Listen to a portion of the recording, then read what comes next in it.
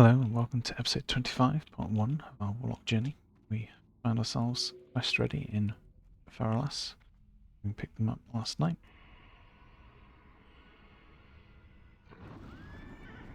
We've got some yetis to do, we've got some giant zapping to do, a fuel quest to get done. And then further north we've got the harpies.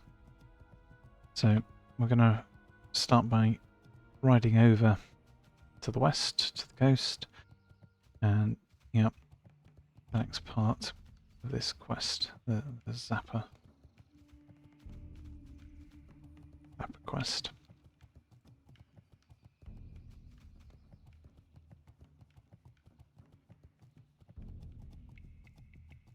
It shouldn't take all that long to finish and clear Feralas in its entirety. And then I think we probably end up going to Searing Gorge, which would mean we need to stop and get the silk cloth from our bank that we've been saving.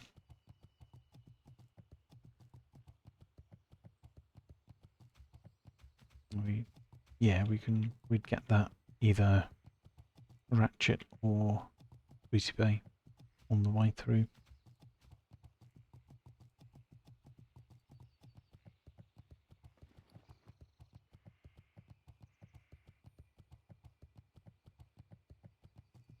I forgot to sell. Never mind. We're stocked up with plenty of food. All nicely prepped.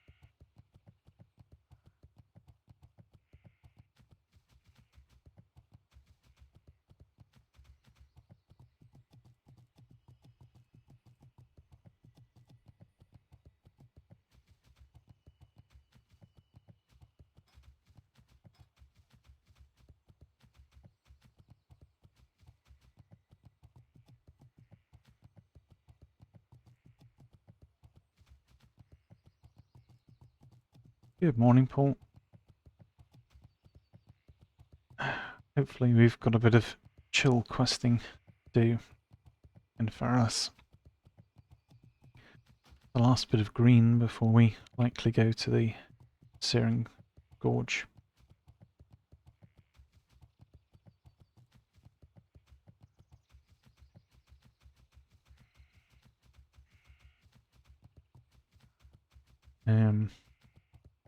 At some point we get to do Blasted Lands as well. So we'll be, what, 54 by then? Those quests are 50.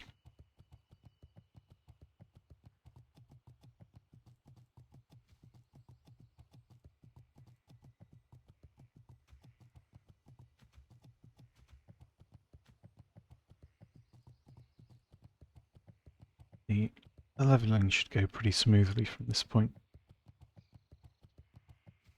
Although sadly we didn't get the beacon from Tanaris. I do want to do another Zul'Farrak run.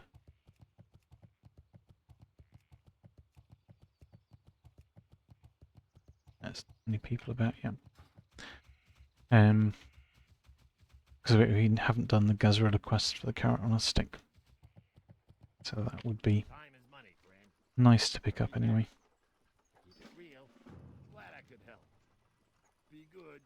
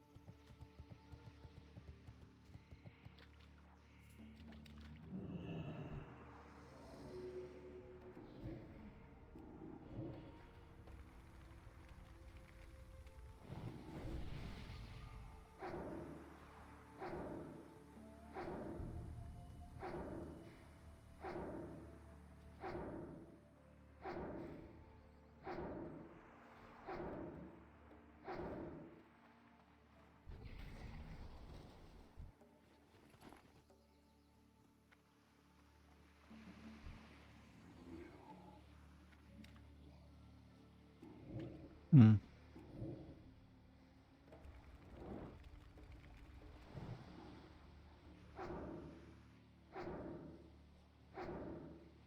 I would have thought that the fishing supply sells one.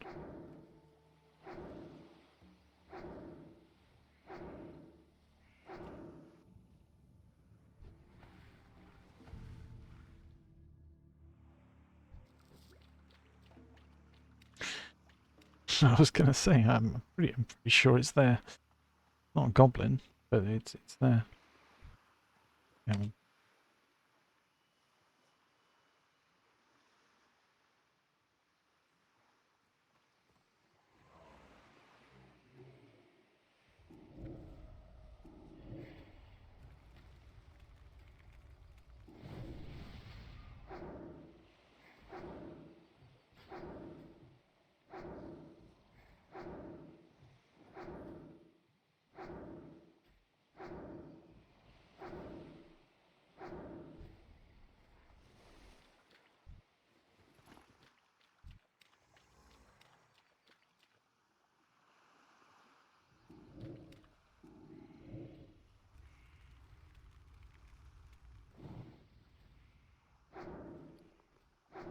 Um,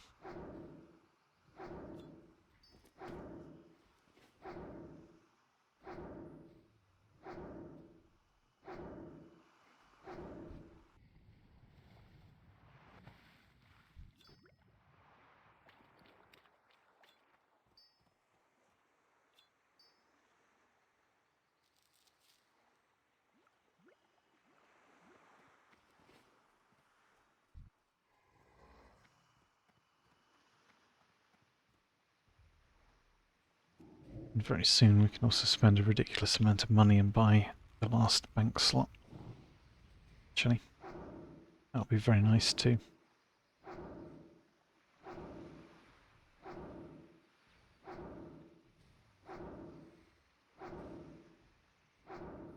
Either we need it for storing herbs to make potions or the potions themselves.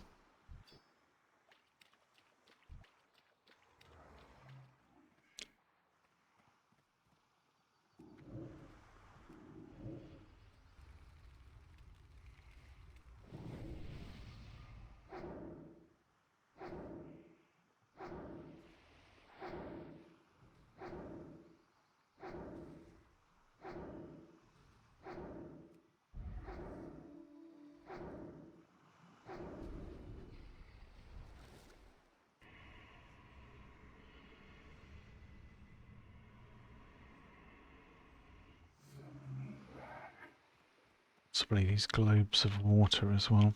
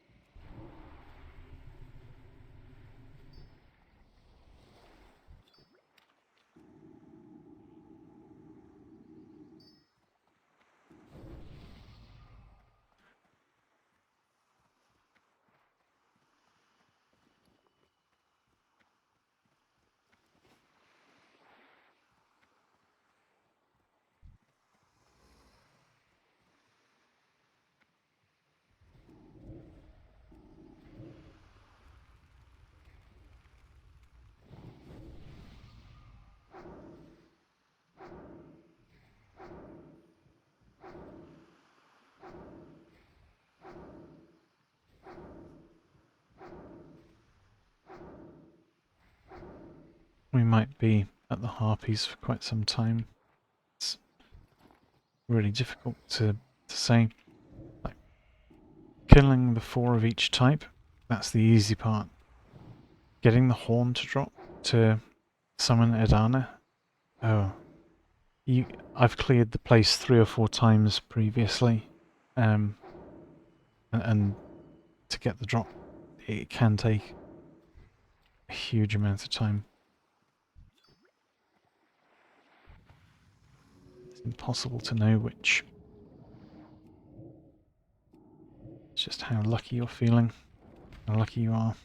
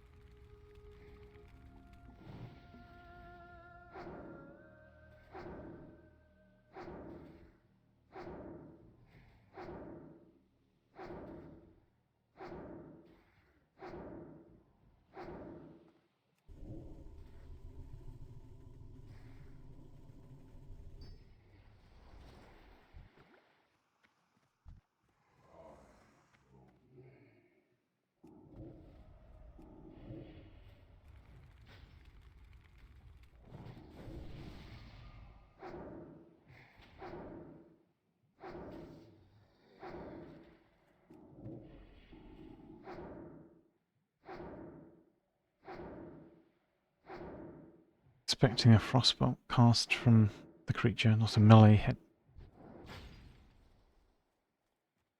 Which is why I didn't sack the Voidwalker.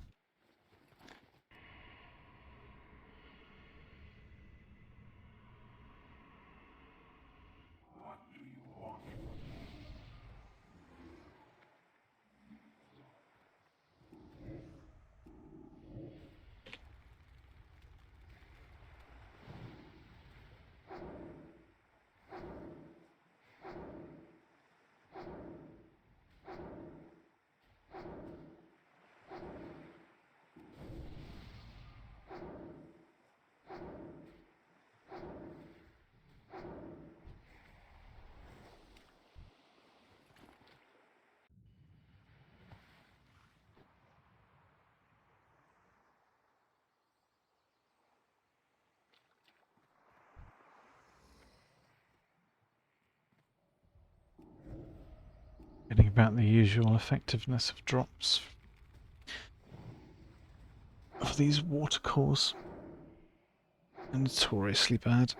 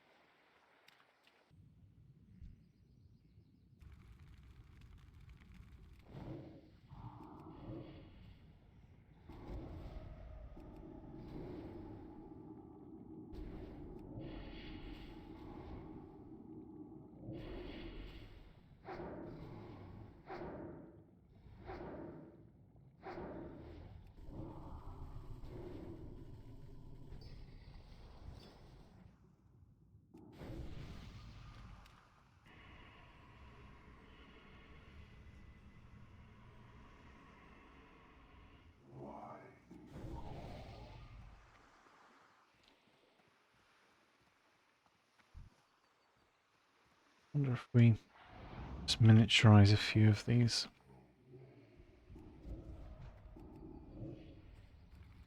So we only need 7 mountain giant music. So like we can do 8 wave striders or however many we bump into.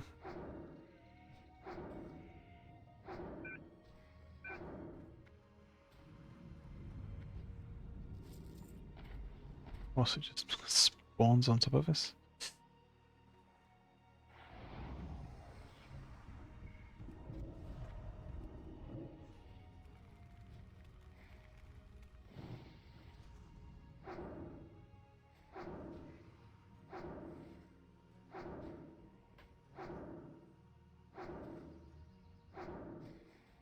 Now, hello bot.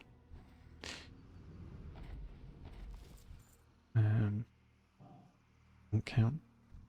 Of course.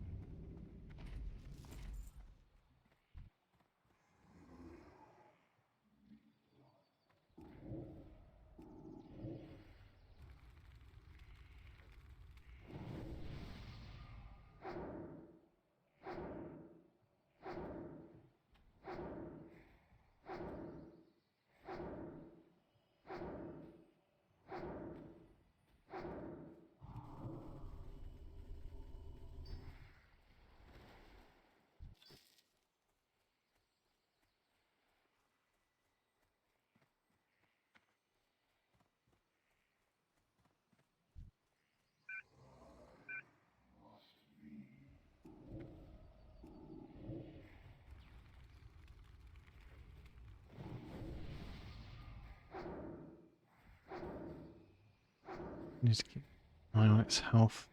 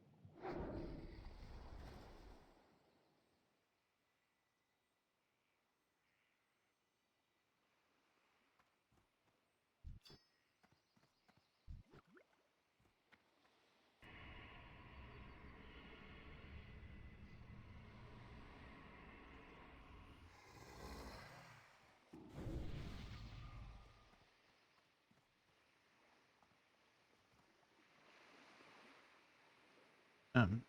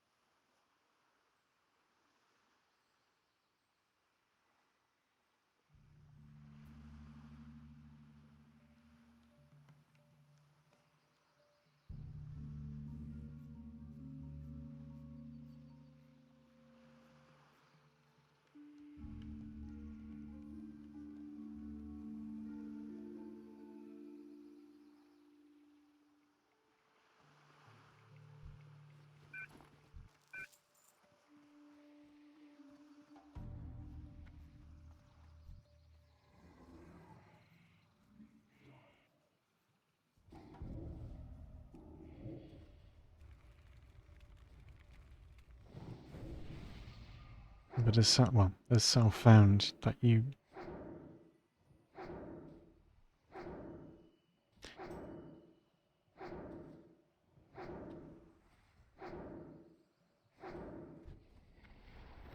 Because like you want to do Darkshore as a questing hub, but if you're self-found and you're not like taking free handout teleports, then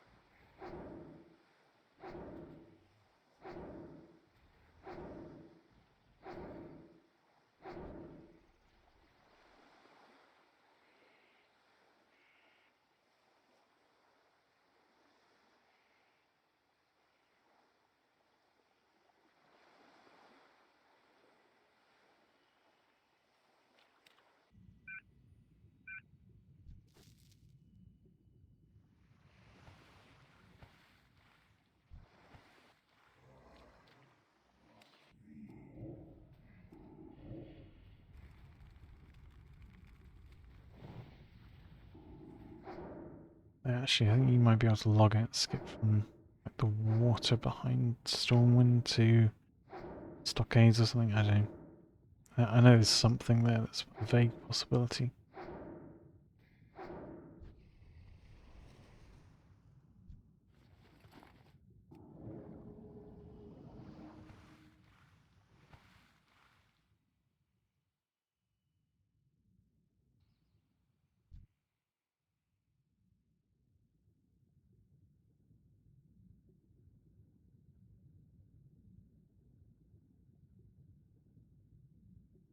I mean,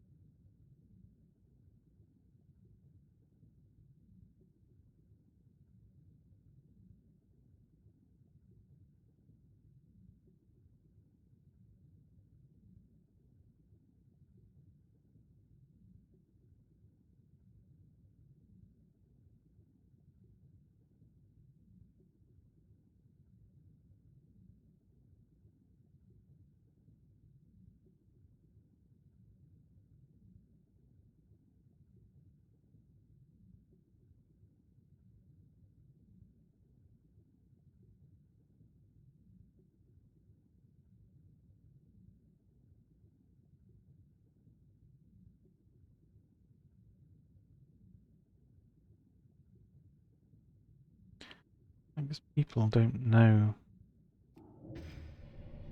all of these ports, summons and skips. So they say, oh, the Alliance experience, it's loads better. But once you've got people who are higher level than you that can give you portals to pop about the world and summon you to different locations that you need to get to because without it your experience would be terrible. Oh, then it's good. So, it's a bit disingenuous, isn't it? Okay, if you're talking about a fresh server,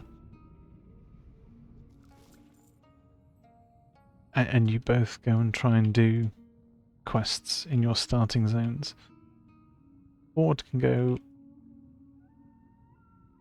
wherever they want, whenever they want. They can access every single starting zone in any order they please. The only vaguely sketchy bit is if you wanted to go from Durotar or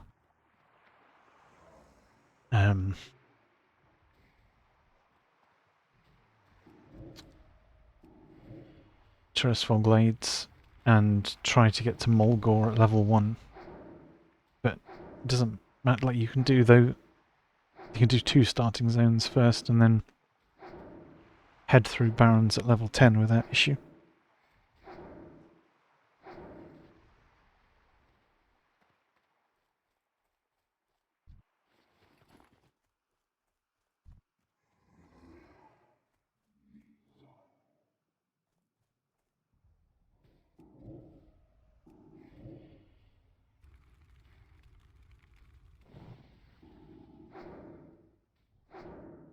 Mm. Yeah.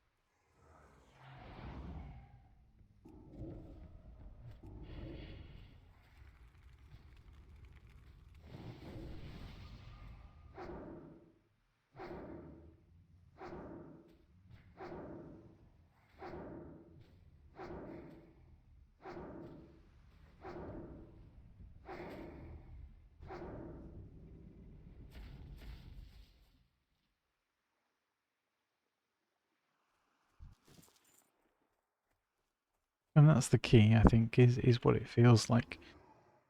Like when I leveled the Paladin to 60,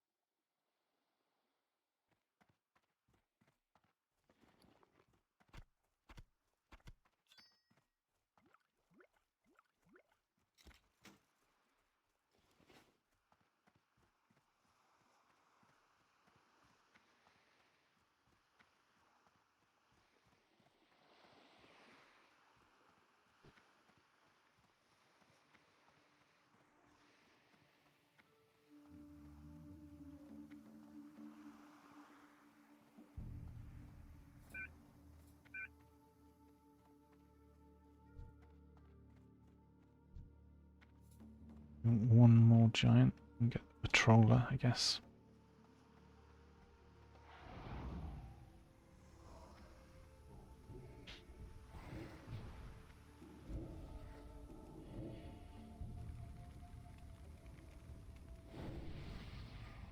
And so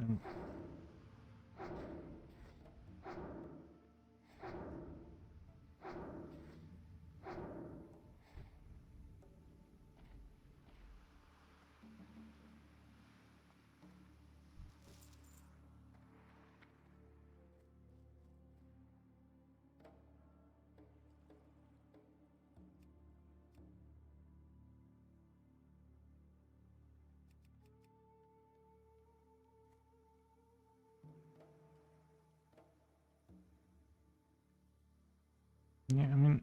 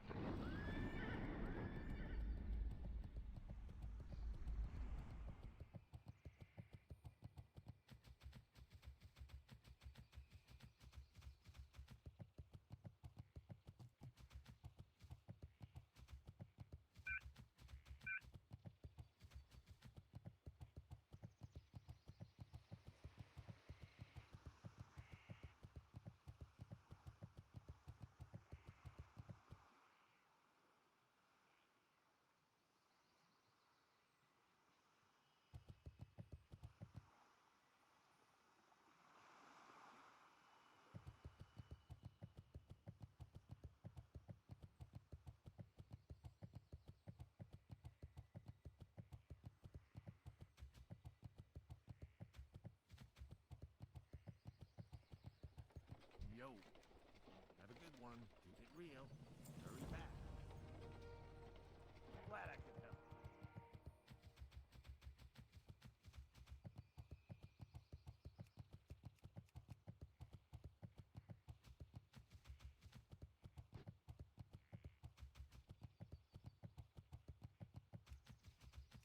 Yeah.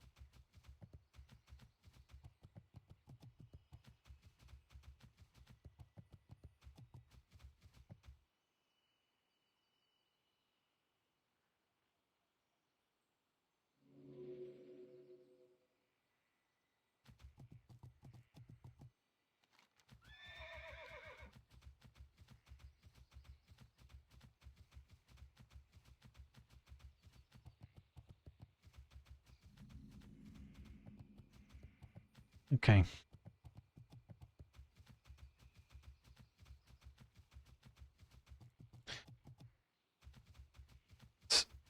some of these rogue feathers.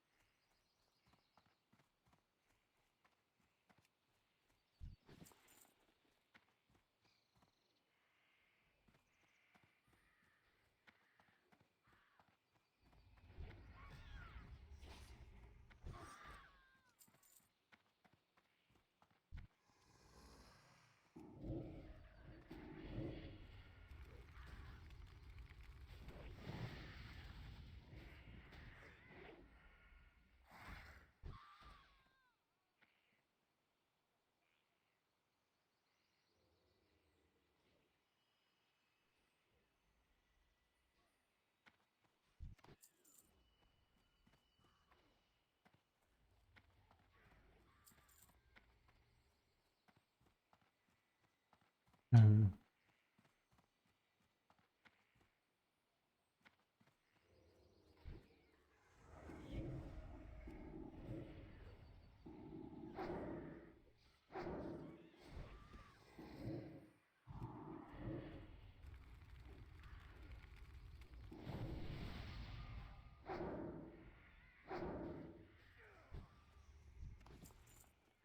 so keeping our eyes out.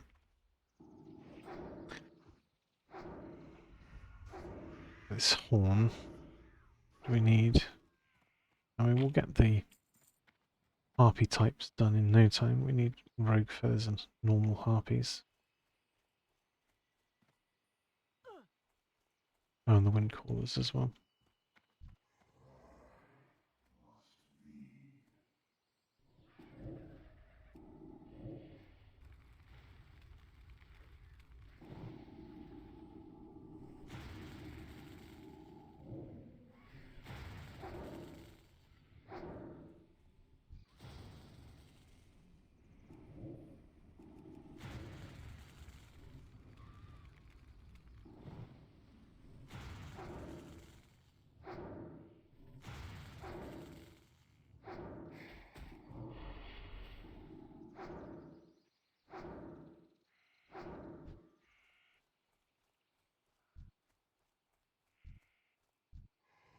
Where's he gone?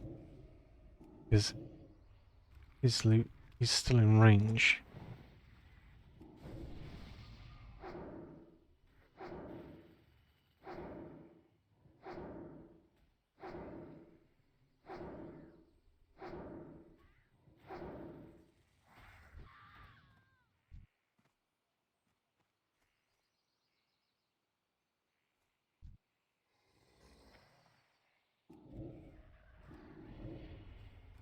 Need to go up and check what dropped up there.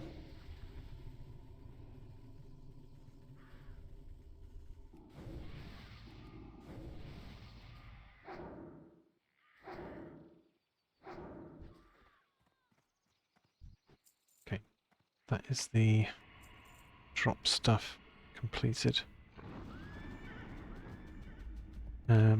Should go and loot the bodies that he's killed. Should be 2 or 3 of them.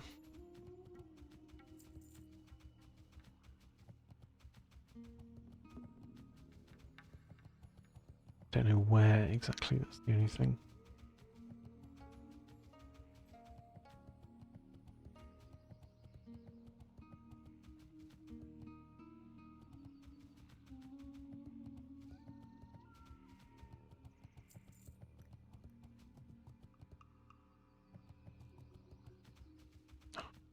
Here's one.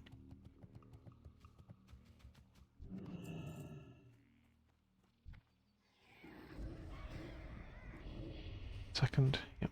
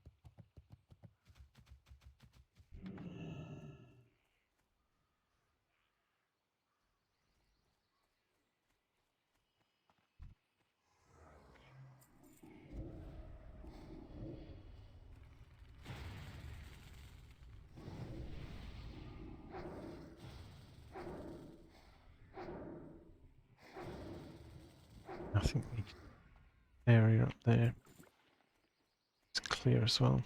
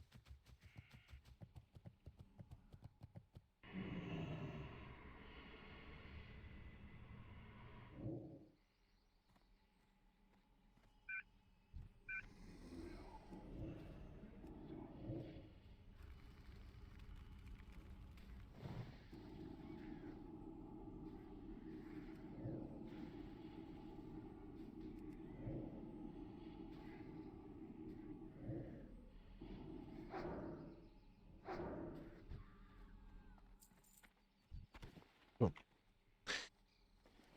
Much, much better to get that done.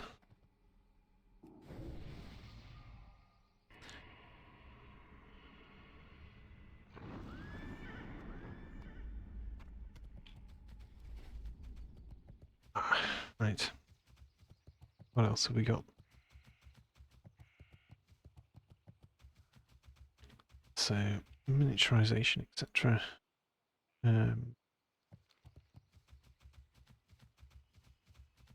South, this mountain giant music.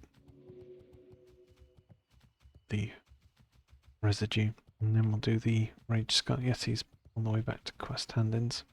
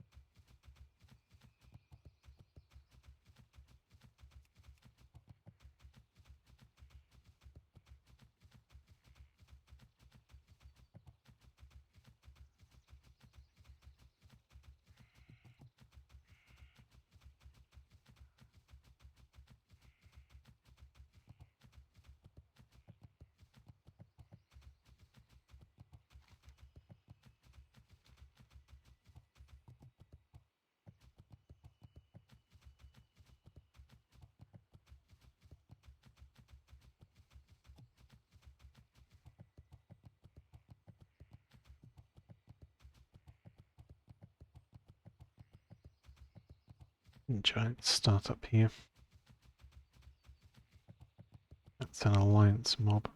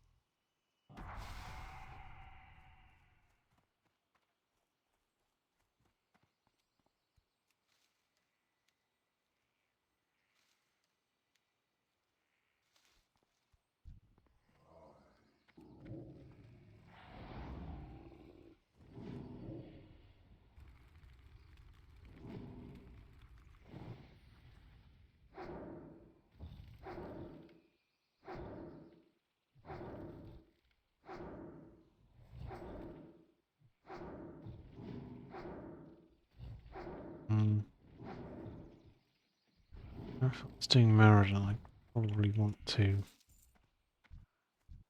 do a full run for the Wander, maybe.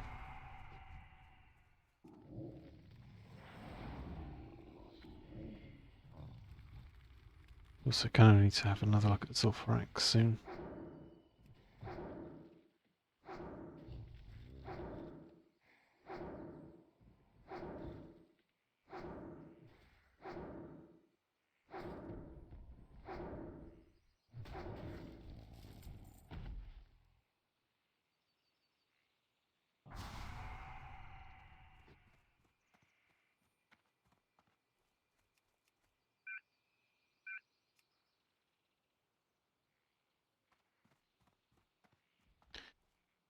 Um,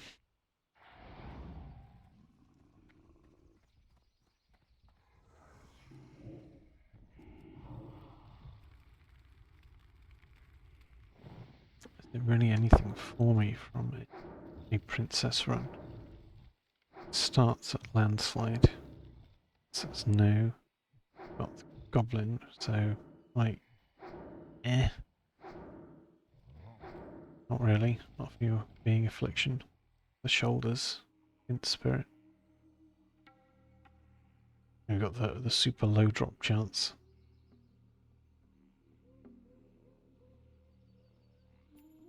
Um,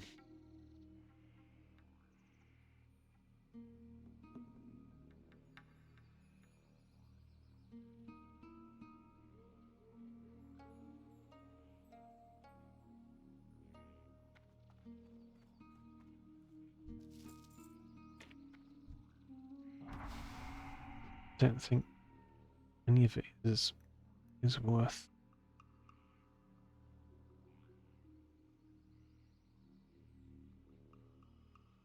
Belt would be nice.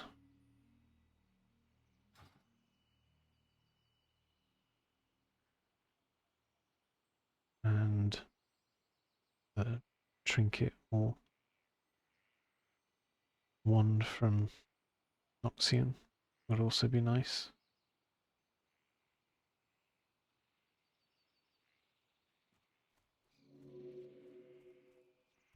But neither of those are going to be obtained from Princess.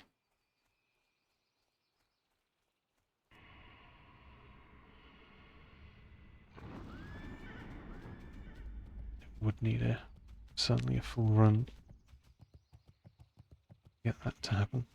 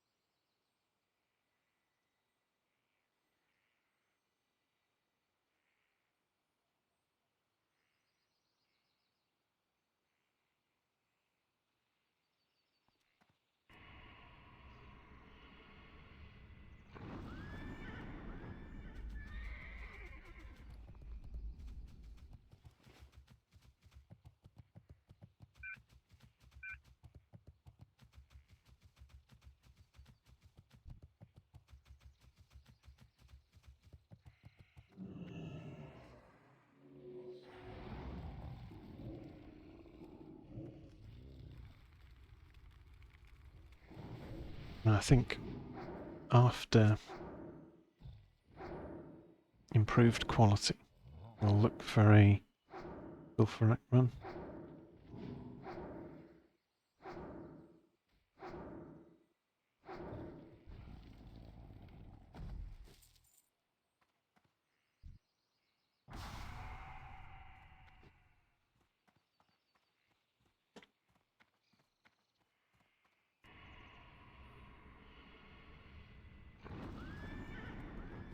And all of this quest stuff in.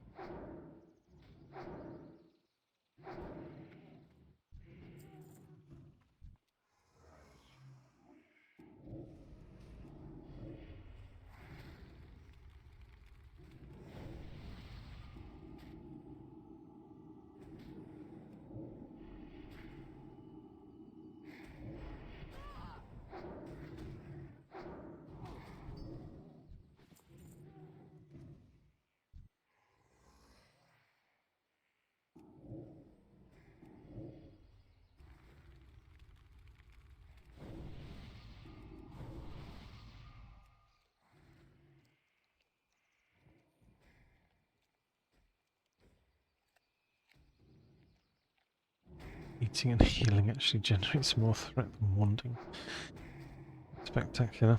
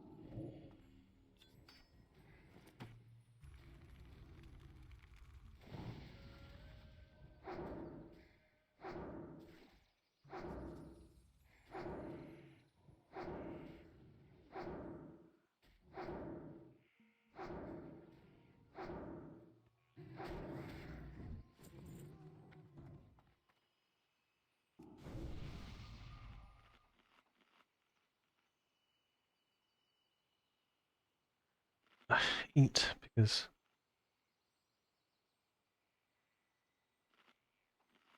we're swiftly going through mana. The mobs are that closer together, so the extra regen will help.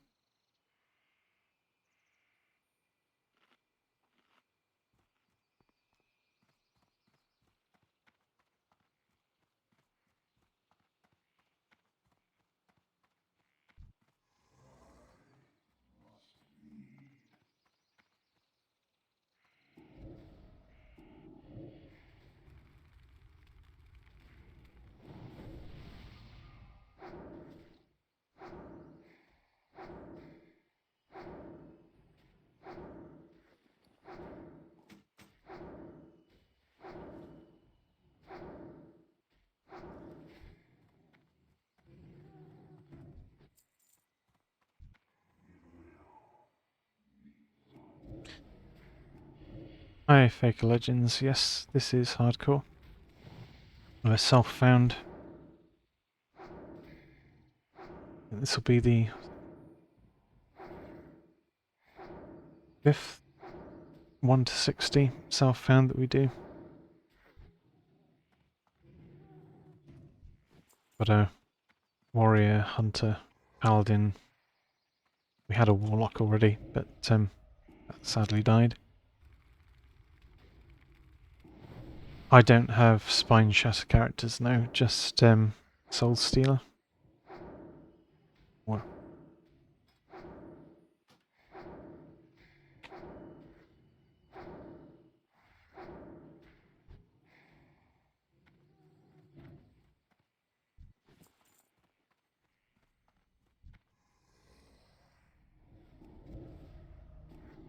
I'm just about to finish up with Feralas and probably head over to Searing Gorge next.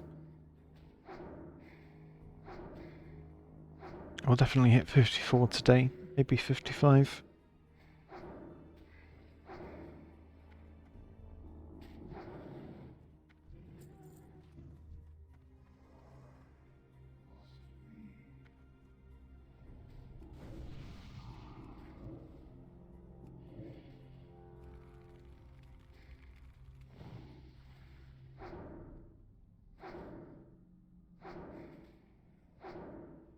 Yeah, that makes sense.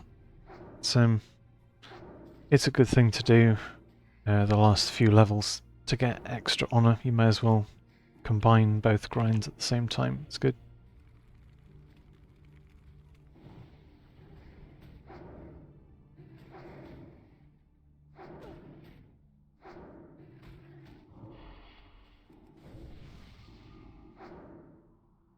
We didn't have the PvP option on hardcore, sadly.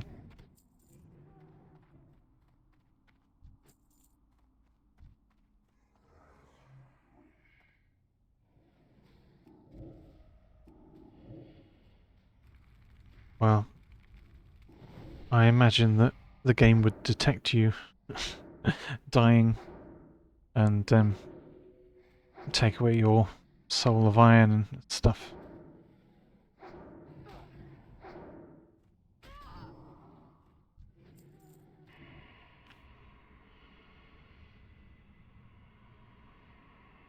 If they coded a workaround for it, I'd love to do some PvP.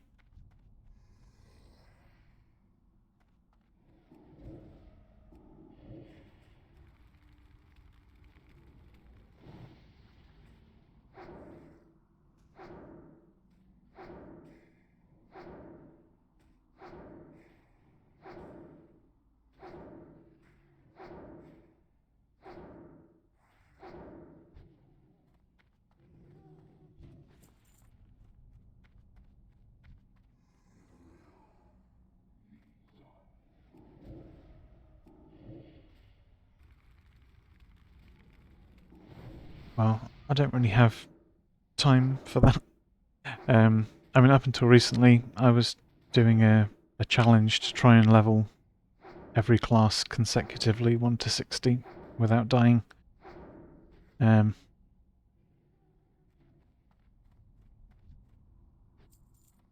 that ended sadly when our shaman got roached on by a 60% health warrior, claiming that they were scared for their life. What class would be the hardest? What in hardcore to level to 60? I'd probably say the warrior. Just because you have to have a lot of patience and it doesn't really have any healing or control particularly. It doesn't have any like automatic escapes. Like if things go wrong, you need to be aware of it and need to run immediately. And while running, you also need to not be stupid and releash everything that you're running away from. I see that a lot in death clips online, where people complain about how whatever's killed them has chased them for an eternity, but they've either been attacking it or using like a shout to slow it down, like piercing howl or whatever. And and you're like you're just constantly releashing this mob. You're making it chase you further. You're making it hit you for longer. Just stop.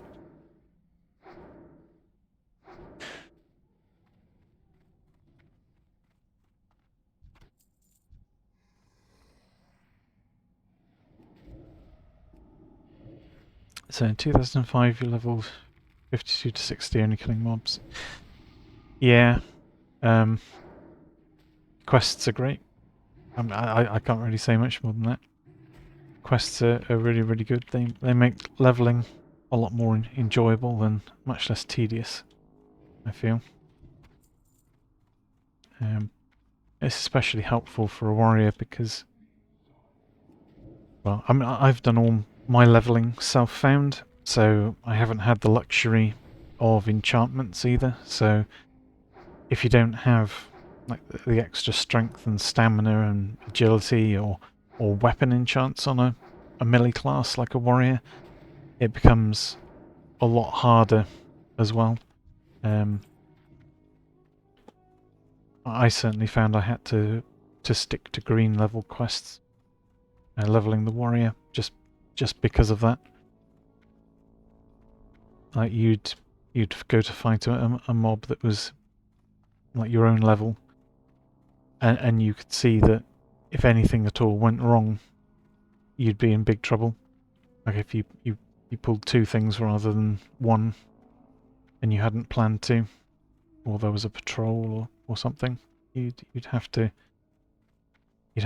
know that you needed to leave like right away. I mean, I also chose to do the warrior leveling without engineering. I went herb and alchemy instead. So I didn't have target dummies as a fallback.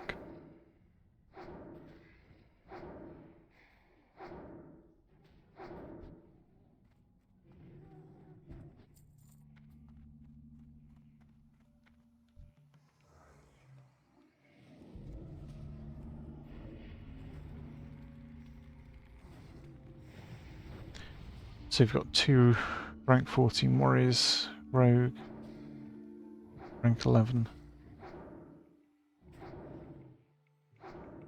Yeah, shaman's fun for sure. I think its leveling is a bit weird and awkward in places. Just because of how like mobs naturally level and like where melee gear falls off if you're enhancement. But I mean that's why most shaman players when leveling swap to elemental at 40 or around then.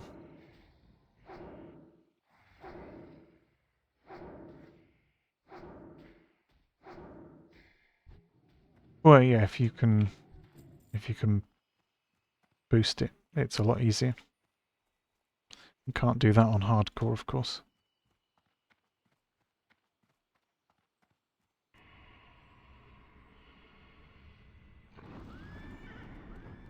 You say it will be like 3 to 5 days to 60. Well, I would hope it would be more like 3, because the played time on this character right now is 5 days, and we're almost 54.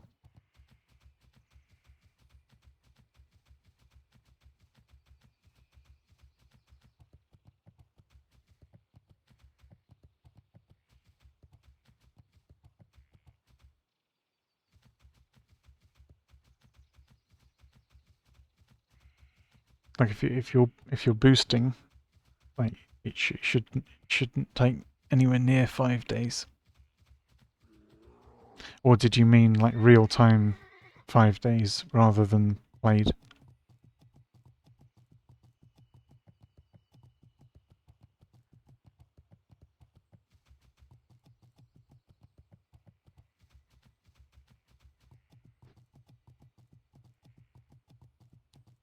Yeah, are you talking about real time there rather than slash played time? Yeah, yeah, that makes much more sense.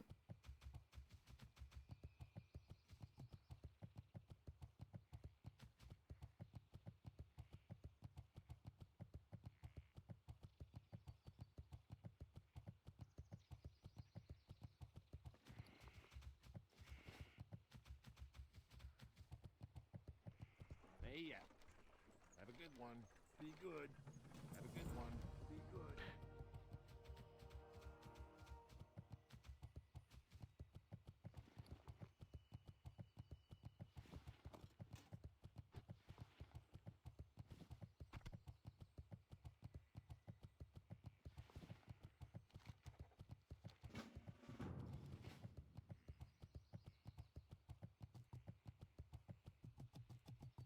Yeah, boosts are expensive.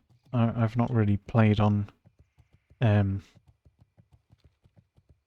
normal servers and seen the boosting prices, but like you're paying for the time of high levels, so it's going to be expensive.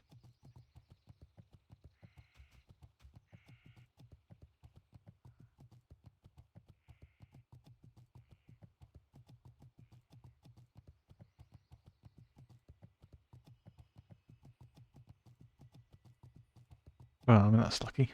Getting epics in Muradin. What have we got left? stand-ins. Then we need to look for a Zul'Farrak run.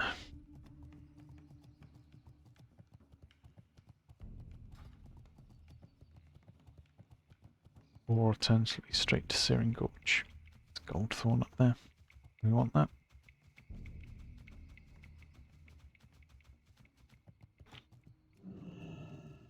Yeah, it's certainly a much longer journey to 60 on hardcore, especially self-found.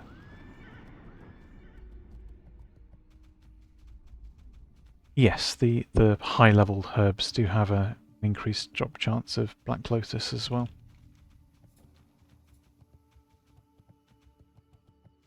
Without that, the economy was somewhat wrecked.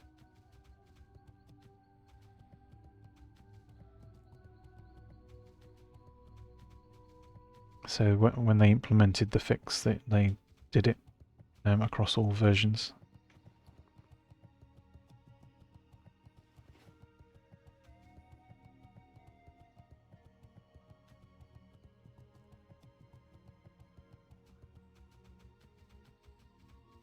Yeah, it's not that, like, if you dedicate time to herbing, then the Lotus isn't actually all that difficult to get.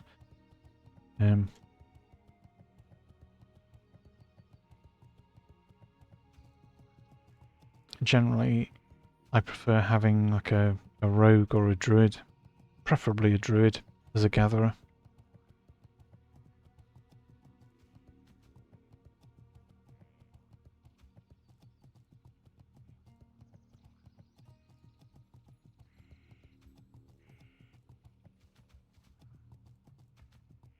Well, you've got the stealth as well as the speed. You can go through Maradon for ghost mushrooms. You can stealth around the higher level zones and get to the herbs to pick them slightly more easily, I think.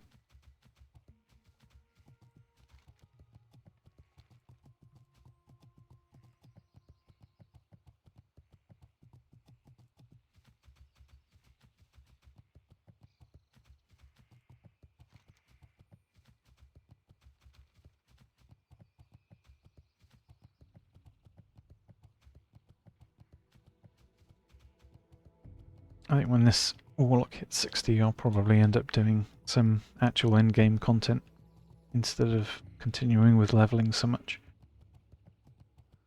I do want to level a rogue at some point though. But I'll maybe do it over a longer time.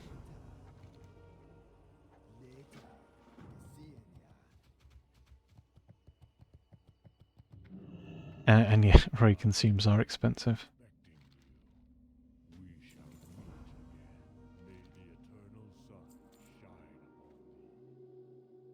1 to 40, I would say enhancement. There are some decent two-handed weapons around. If you can get Ravager from Scarlet Monastery, that can see you a bit further. That's actually really quite nice in dungeons with the AoE proc.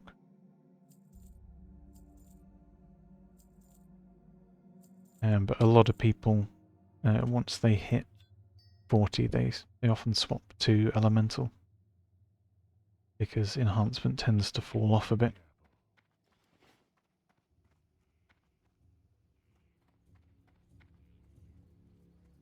So you kind of need to make sure you have like gear ready to swap to, or hit 40 and then auction house it if you're not self-found.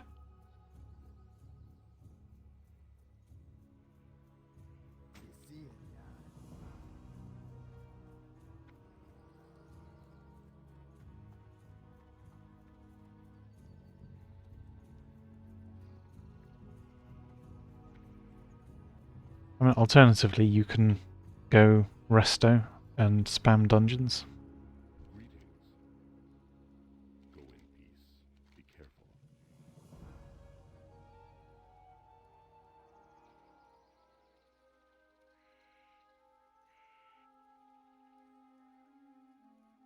Farewell. Ancestors watch over you. Yeah, Pei is funny. Through here, He's quite a character.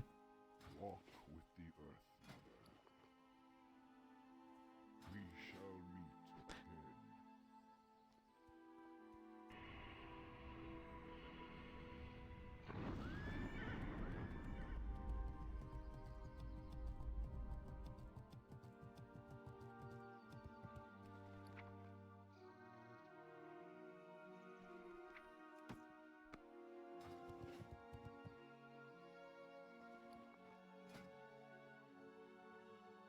again. Hmm. Chest legs, hands or feet.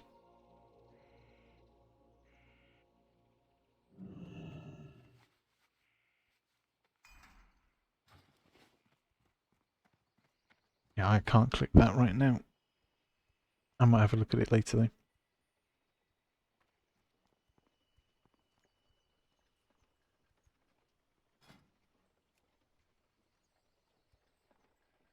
There's no Zul'Farrak group currently. Do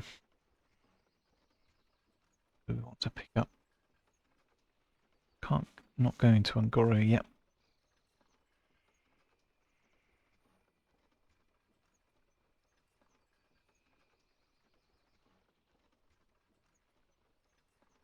I do use Theatrics Plus. Yeah.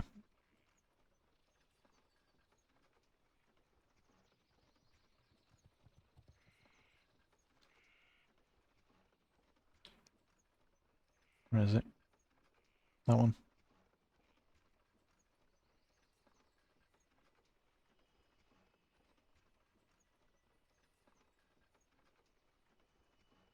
No, I use the standard map.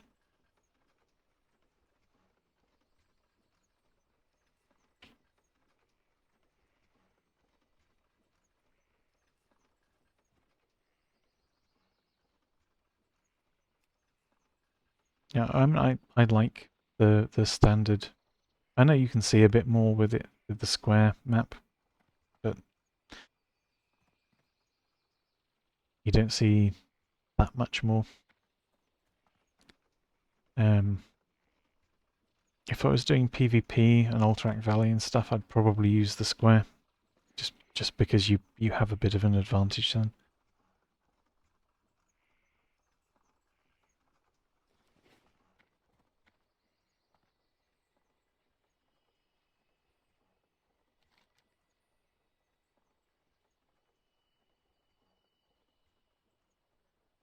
So if we go to Tanaris for this quest hand in and to pick up the Sunken Temple stuff, because we'll be going there soon as well.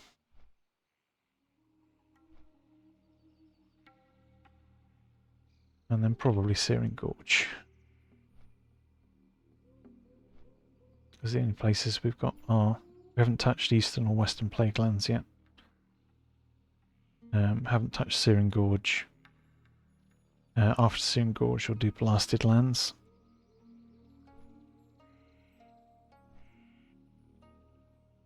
Haven't touched Felwood, Winter Spring. Haven't touched Ungoro. There's loads and loads of quests.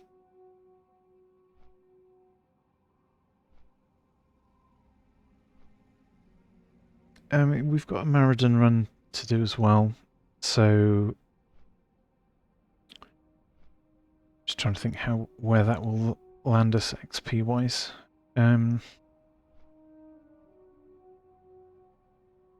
Searing Gorge plus Blasted Lands and a Sunken Temple run should probably see us to 56. And then it would be time for Ungoro and Felwood.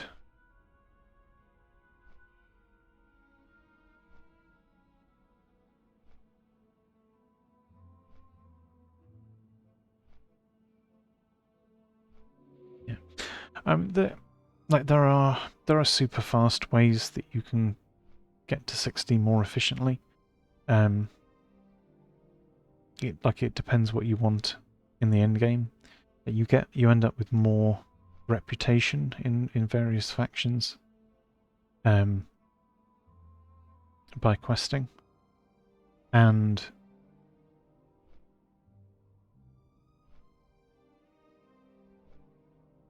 like rushing to 60, you'll be able to farm endgame content and get gold sooner. So it's probably better. But like for people who can't rush to endgame, I would say you're better off actually doing quests zone by zone, because at some point you'll out-level the quests, and so your completion speed will go up, and it will result in you having more gold at a lower level, if that makes sense. Like for the players who know what they're doing, and can rush to 60, you'll be able to grind more gold that way easily. But like if you're a newer player, you don't really know what you're doing, you're still exploring, I do think questing is the way, and like clearing all quests in all zones, because that you will just end up with so much more money relative to the amount of experience that you've gained.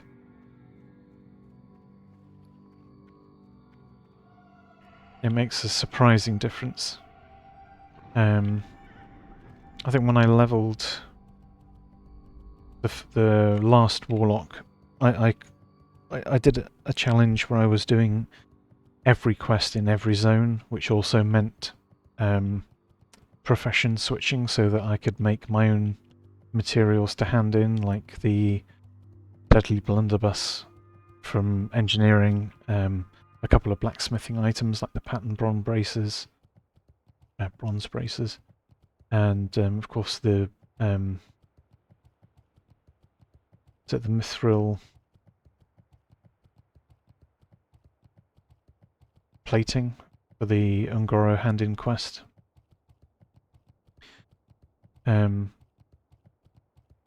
So I was deliberately doing every single quest in every single zone as I went, and like at some point I out-leveled everything on this was on Horde as well. It would be different on Alliance, but like the quests just went grey, and I was getting very little XP. But by the end of it, by the time they went green again, I had a lot more cash than I would otherwise have had, and I was able to buy, I think, one higher bank tier slot than I would have had. So I had something like an extra 50 gold hanging around. That's like at level 45 or so.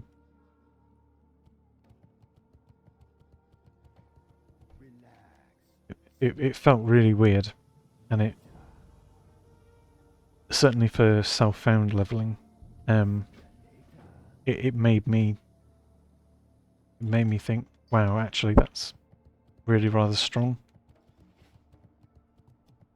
Because obviously, as a self-found journey, you can't trade anything anywhere. You're just stuck with what you've got.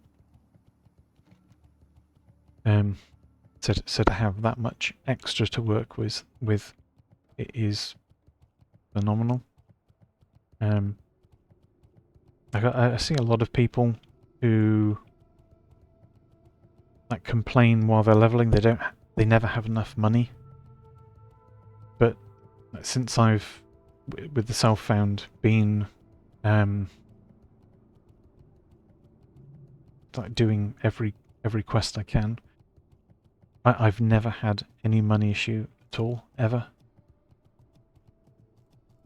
The only slow bit is when you're saving up for the mount.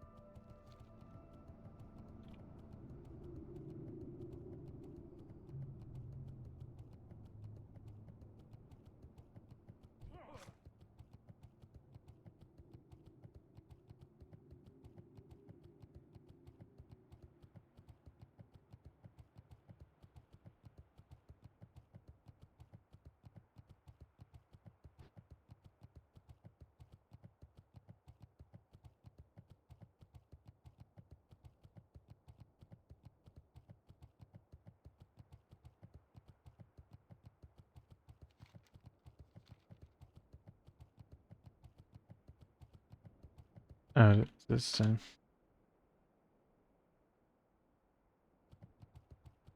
yeah, I mean,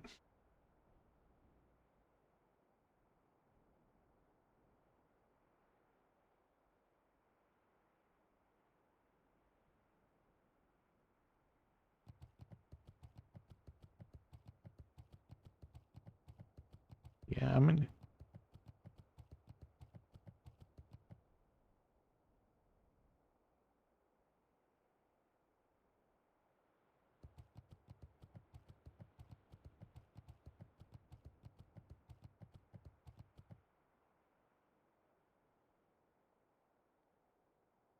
I see.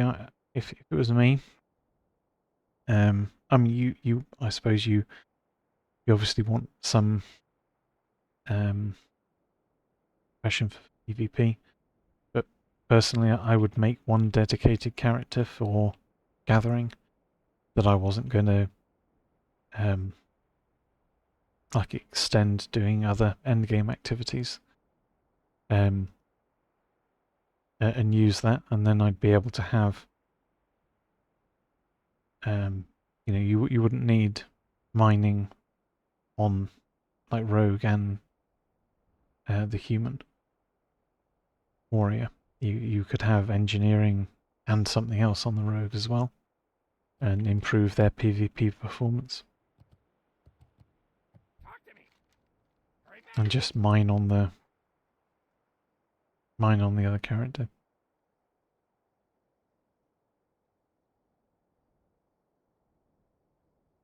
Glad I could help. Keep it real.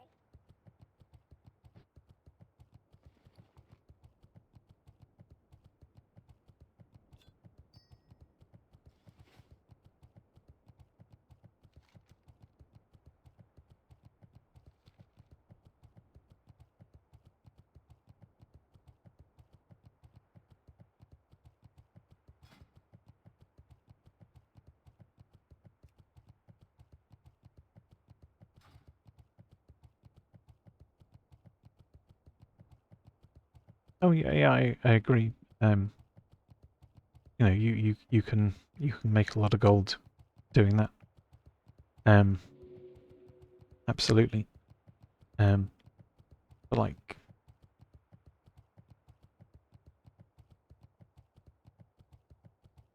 if I was wanting to PvP a lot on the rogue, like I would prefer to have a secondary PvP profession and have a separate character for gathering, like a druid or even another rogue, depending on what you wanted.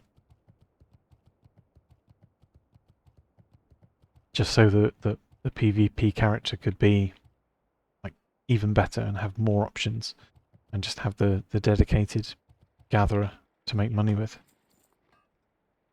Hurry back.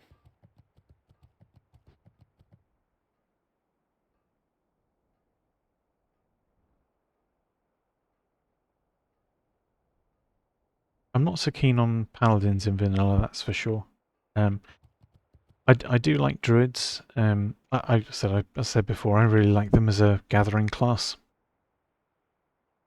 Um, I like playing druids and paladins as a tank, but then I like tanking, and not everybody likes tanking. So there's that.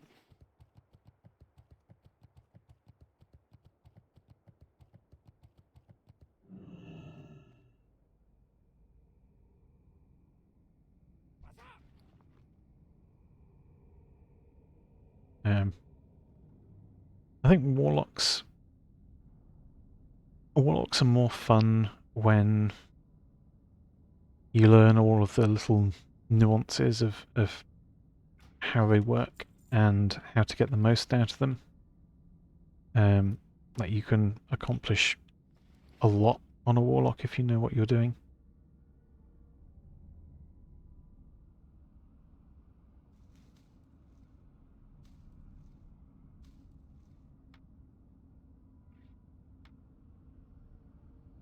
Much more than a lot of people think, anyway.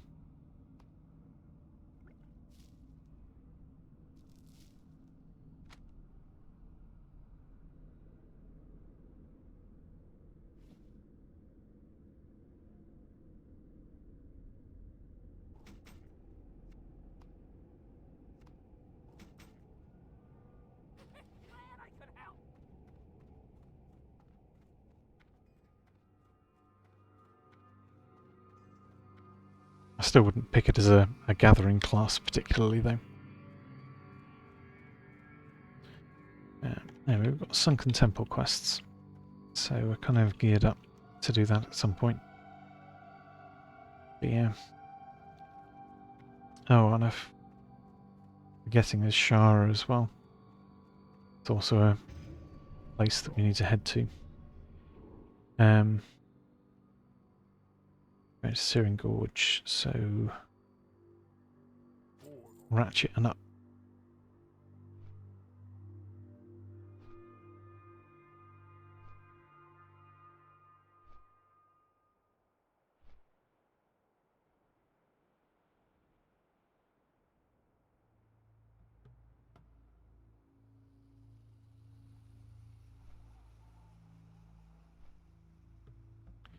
Yeah, I haven't played a classic mage.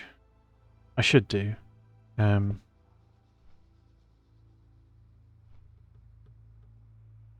to think what I think I made my mage in Wrath.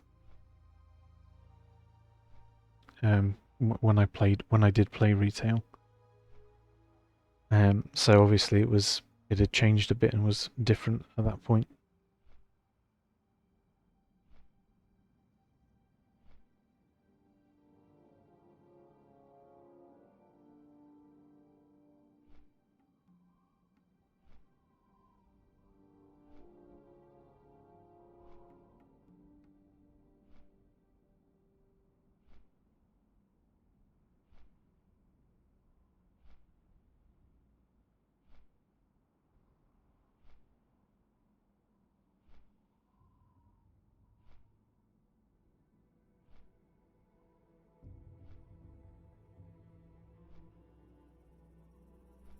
Three hours waiting.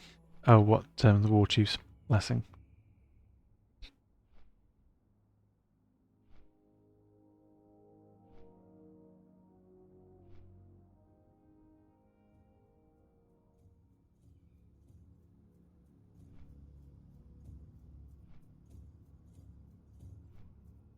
Yeah, I never know if it's really worth like the waiting for world buffs. I mean, it's certainly more worth it on melee classes. But like it's really weird. Like you'll see people spend like 40 minutes online waiting for a world buff to drop. And yes, the buff will last for 2 hours. But you also said you could have also said, you know, that you spent that 40 minutes playing the game.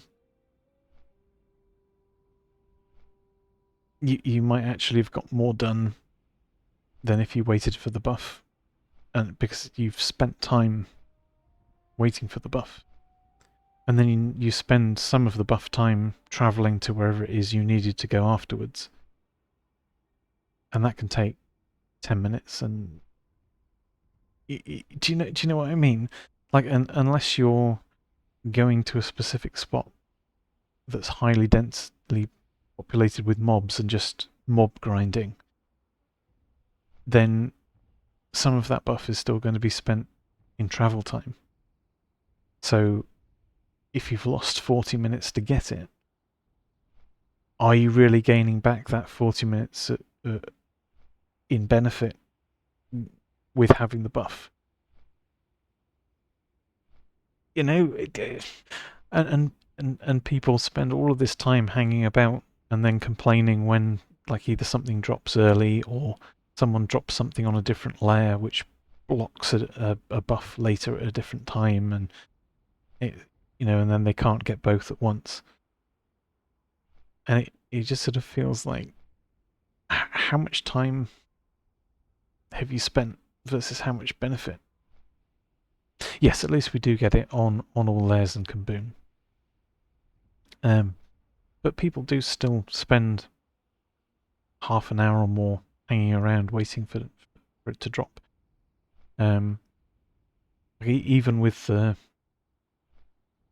guild summons that are arranged, like people start doing the summons like half an hour before the buff is due, just so that everybody can get there in time.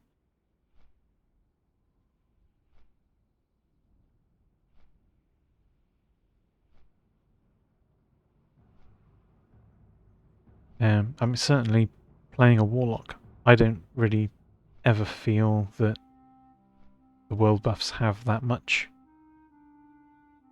of a benefit for me particularly. As like, even if the pet has got the world buff on it, if the pet runs out of mana, then I would have to stop and let it get back mana in order to do anything with it. Whereas normally what I would do is it would run out of mana, I'd resummon it, which takes 6 seconds, and then I'd continue.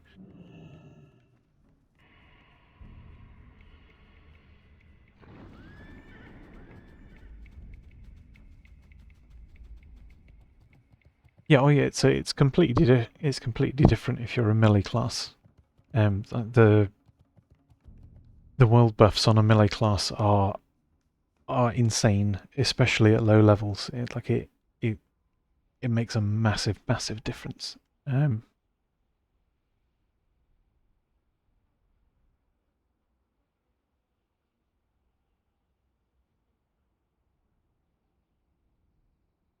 But on priest, warlock, mage, the one that gives movement speed is probably worthwhile, perhaps. But is it worth 40 minutes? I don't know. Oh, nice, that's lucky.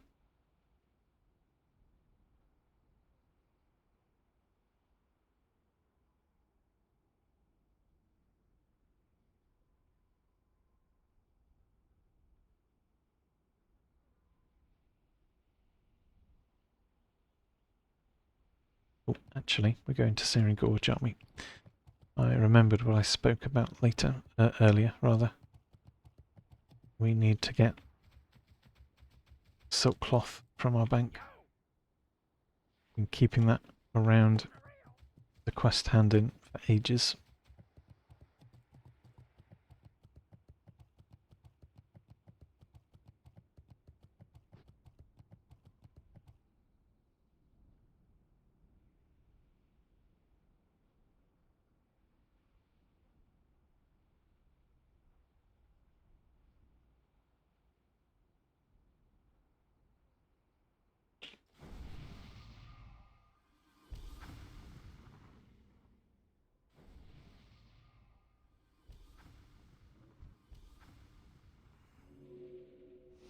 How generous.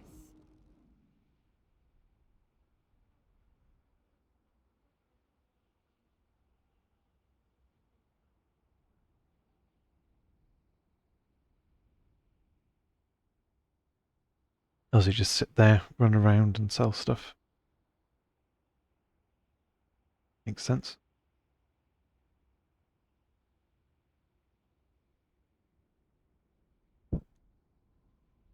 Yeah, I can't decide which I like more as a gathering class, druid or rogue in vanilla.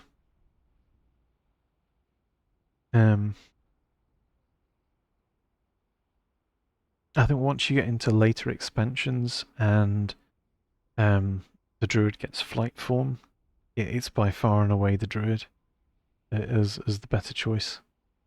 But in vanilla, I think it's much more of a close pick. Like they both have stealth, but rogue has vanish, whereas druid's got the sustain.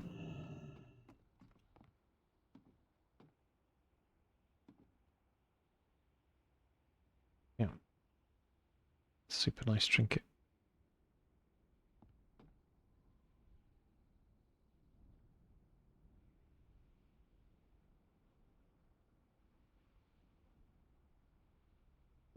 that you reckon blind's the most benefit? What for the gathering?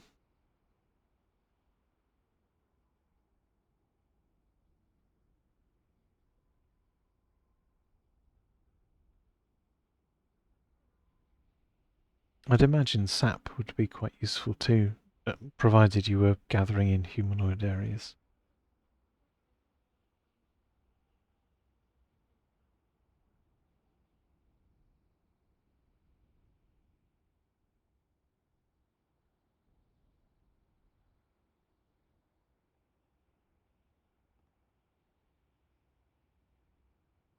True.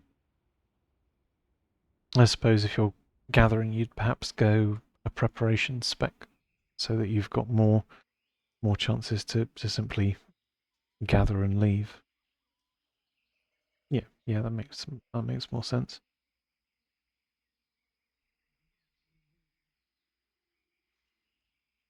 Yeah, rogue probably is the better gatherer then.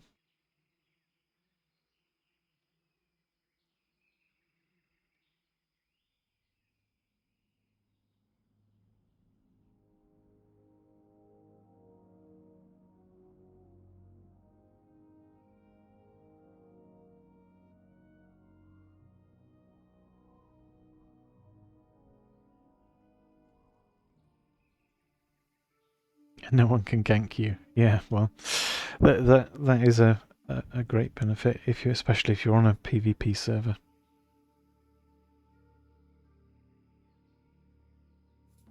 You just want to mine in peace.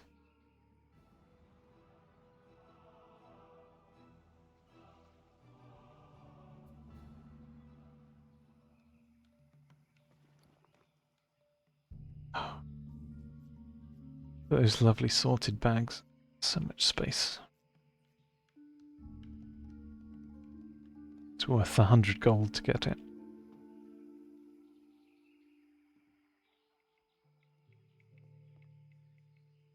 I would say Frost Mage is the most annoying class to everything except a Warlock.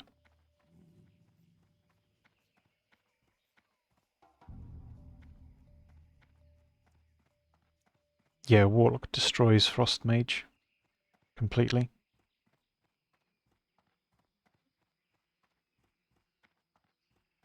It's why Frost Mages don't win duel tournaments. Warlocks just obliterate them.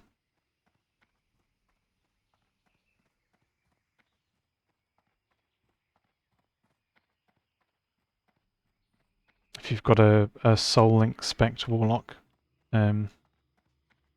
you're sharing damage with your pet.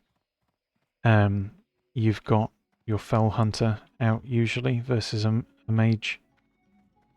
So you can, like, even if they crowd control you, your pet can like stay on them to prevent them from drinking. You can interrupt their casts with it. They really, really, really struggle. And you can keep dots on them the whole time as well. So, like, they're trying to run away with dots ticking.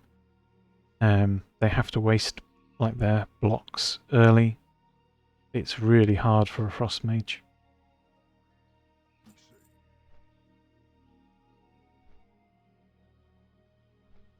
If you watch the Mokra videos that they did a couple of years ago, where like hardcore came out fresh, everybody leveled to 60, and then they did the level 60 Mokra. Then you'll see just how badly mages do against warlocks, or properly played warlocks, I should say. It's always down to player skill if you fumble, but yeah, warlocks pretty much win every duel tournament in classic. That is.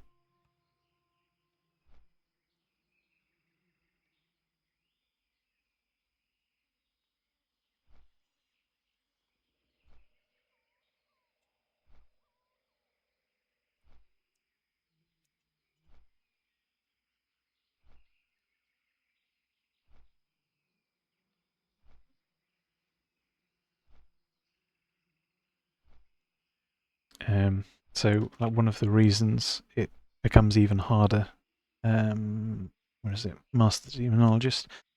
If you've got your Fell Hunter out, then you've got an extra 60 resistance to everything, as well as the option to dispel yourself, take off their buffs, and interrupt their casts.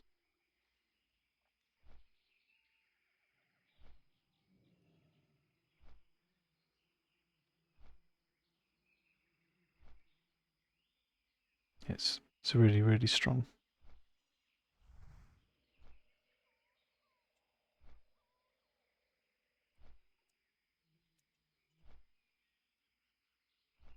Yeah, so 4.5 minutes, and then we'll be Kargath.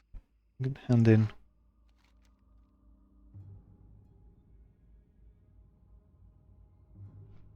that quest. What else can we do?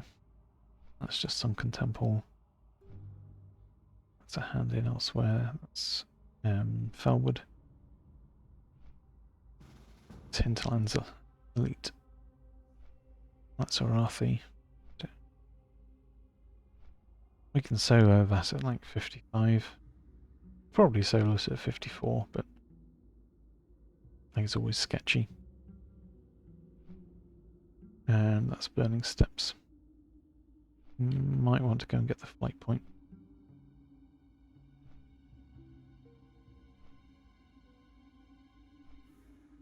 Maybe we go and pick up the flight point.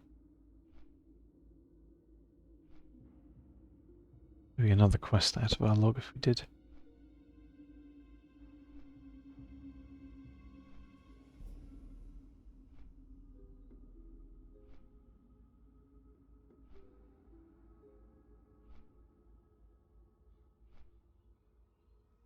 That's the point. We can run the early part of Blackrock Depths soon as well.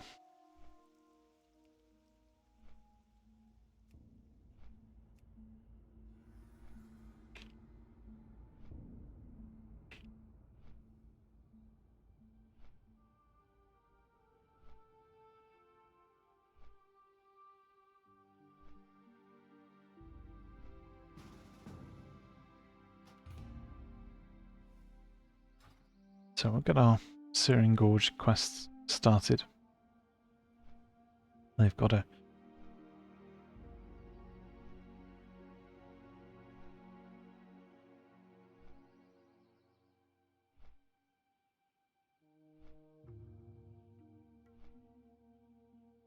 They've got 2 warriors, so that's potentially tank and potential off tank. We've got our Void Walker, so that'd be 3. I prefer Horde or Alliance. Horde by far. The play experience I've had on Alliance, both in Classic, Original, and playing Paladin 1 to 60, and a couple of other low-level Alliance characters on Hardcore. The attitude on Alliance is super weird. Like, I don't know, it seems to attract different people. A lot of people with really shitty attitudes that just are not nice to play with. You play on Horde side, and pretty much everybody's nice. Like, in leveling, 2 Warlocks, Shaman, Priest,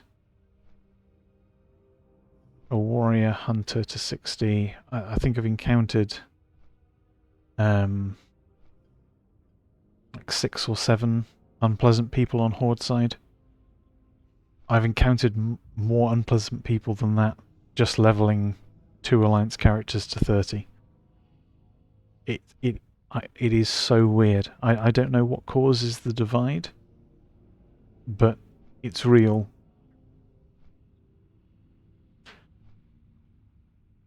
And I don't know why.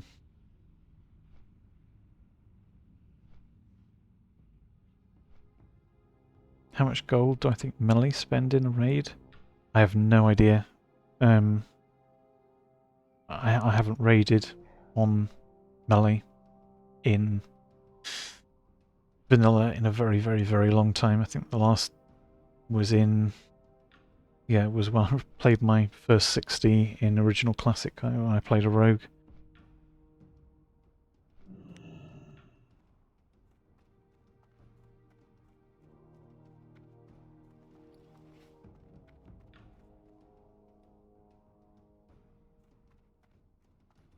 Well, I mean, it also depends how much you're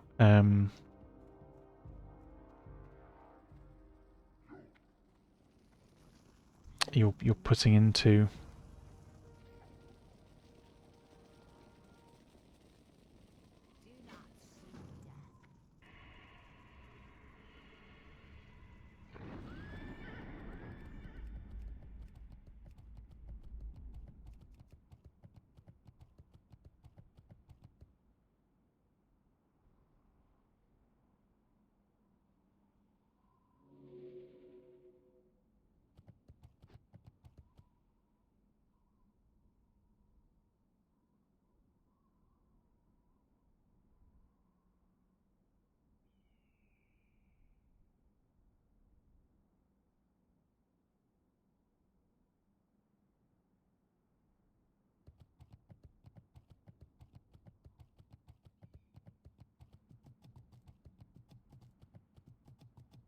Yeah, I mean, it depends how hard you go on the consumables and how much is insisted upon.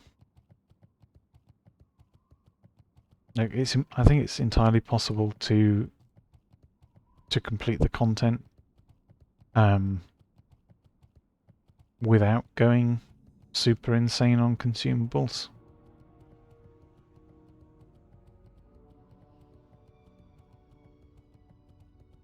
But some guilds insist on more, some guilds insist on less.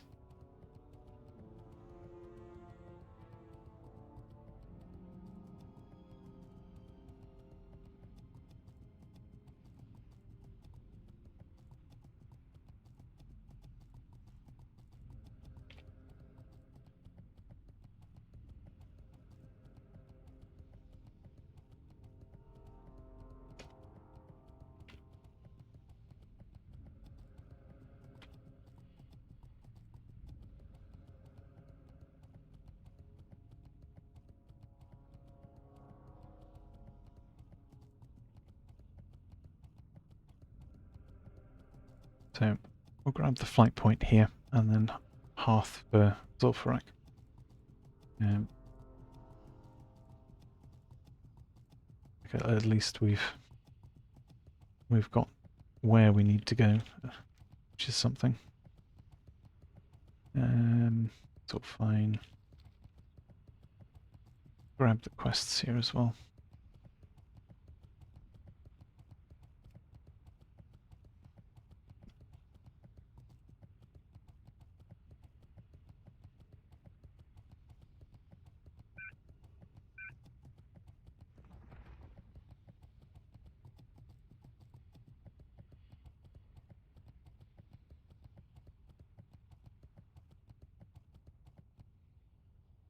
What are you looking for? Be careful.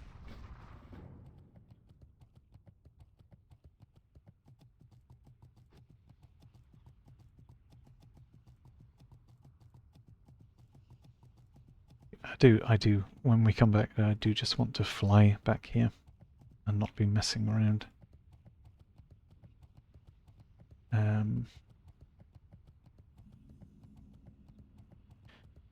Oh, I wonder how much King's Blood I saved.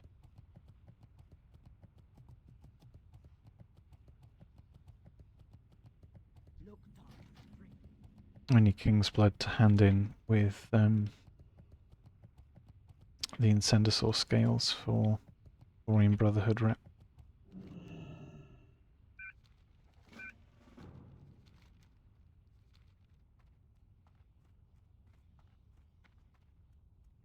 How are you?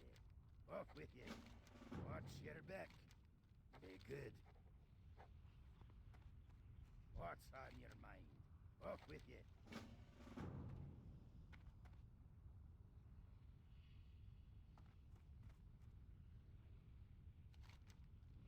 Just key to freedom that's listed everywhere. Basically. Hide the key to freedom, because we'll get it at some point anyway. Port.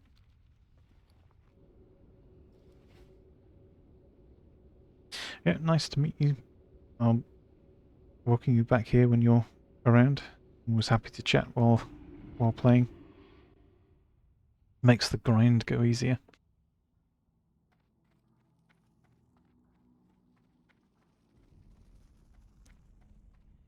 See you soon.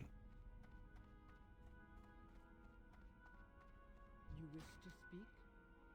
We shall. Good luck in your PvP and raiding.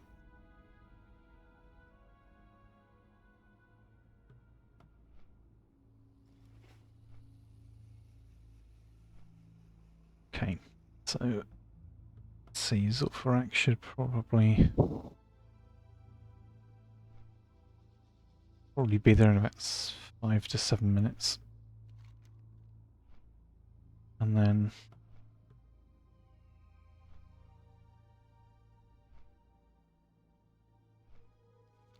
want to make sure we've got the Gazrilla quest as well.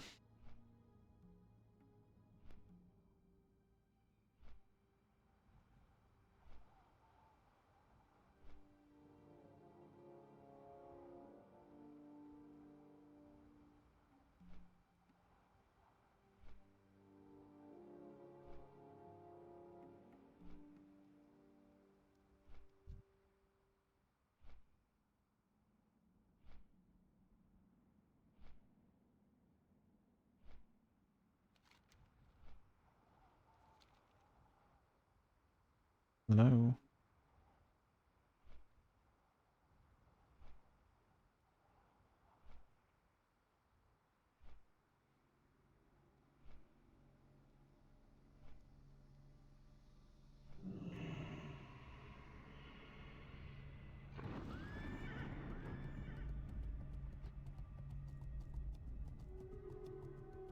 Well, fine. Sipping Gorge. Yeah.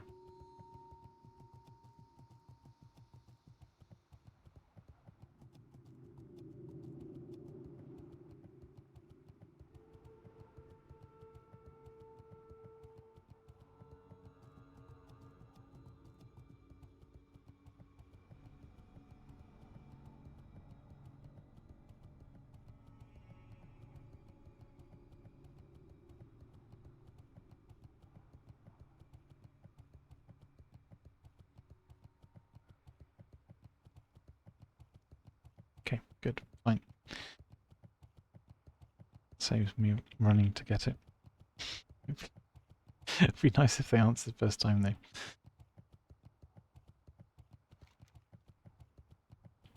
And then we can summon them when they're done.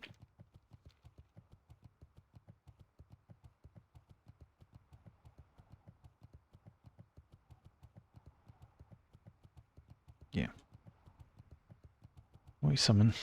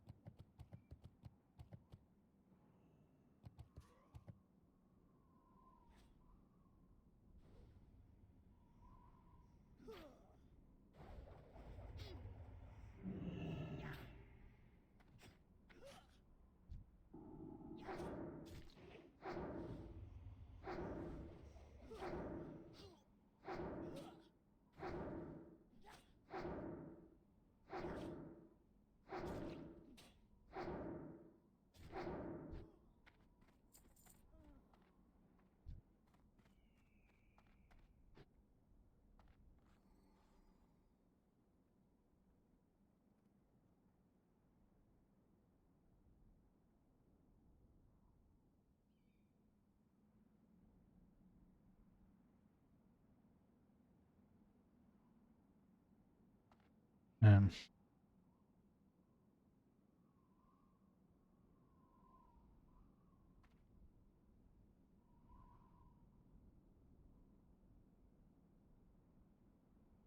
well, I mean,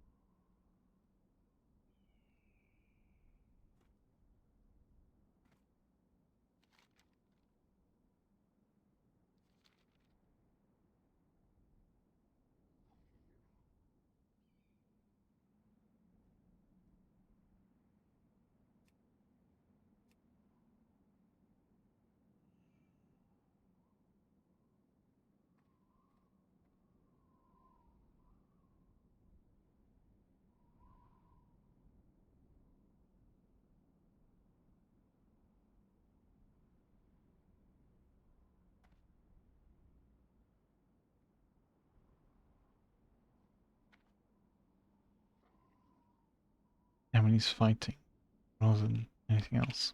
That would be why, but...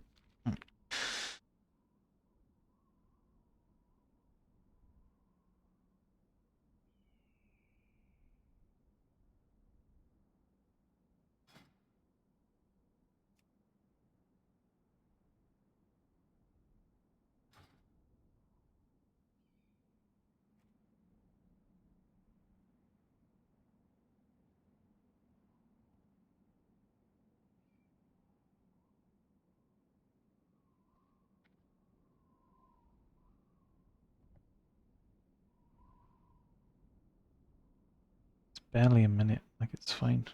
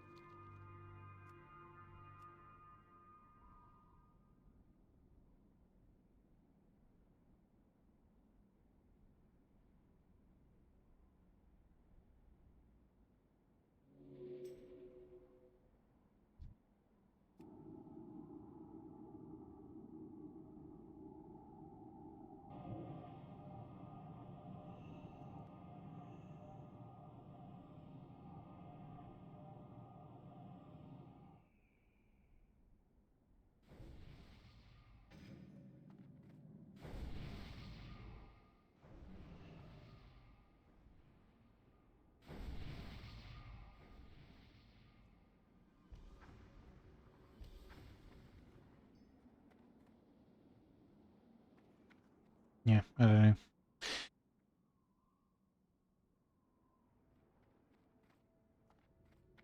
I mean, we over-leveled stuff, so...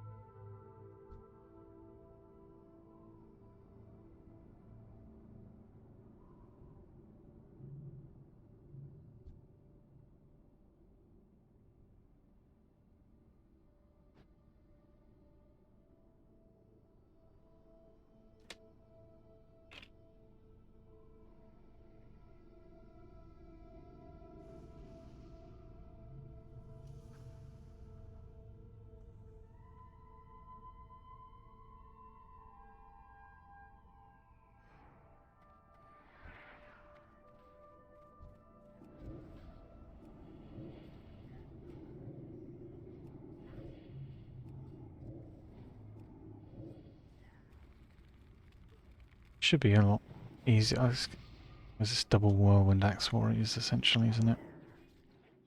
Oh no. No, I have something else.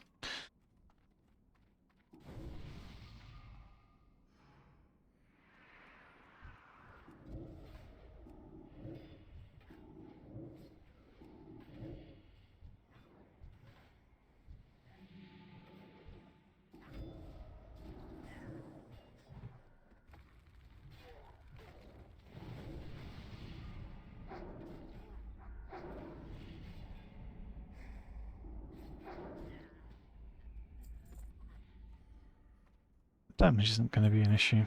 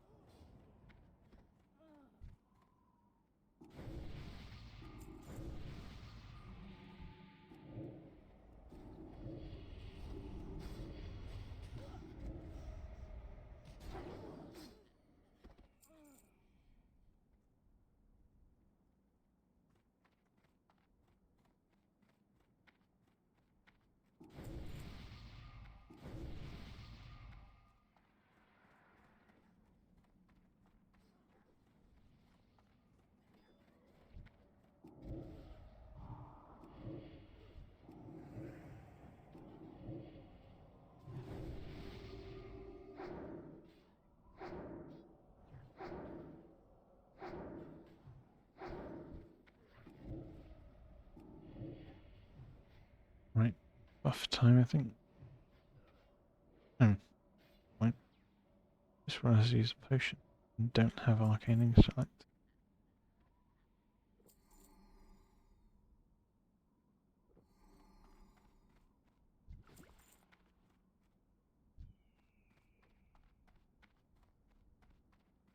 No, not that I care that much.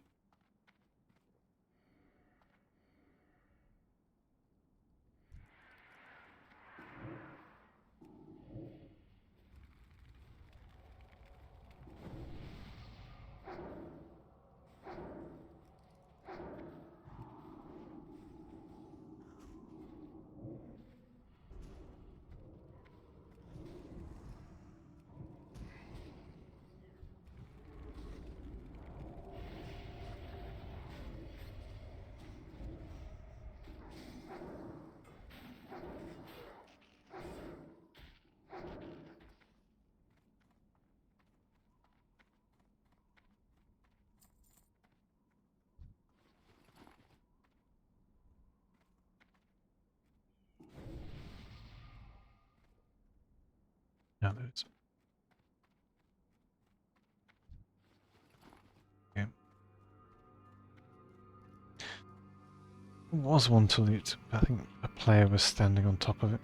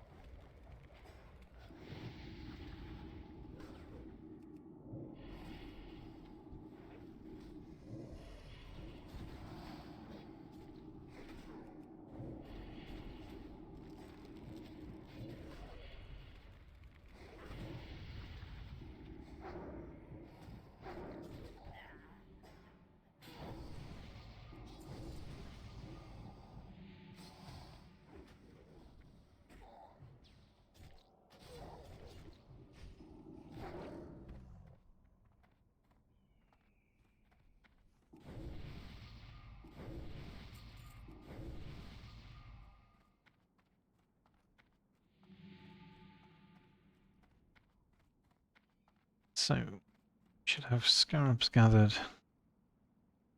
Blizzard. I don't care.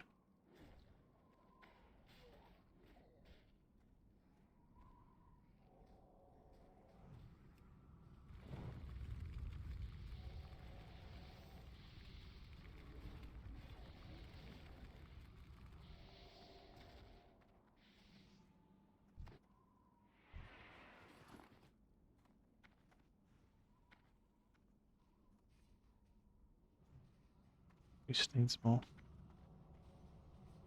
Yep.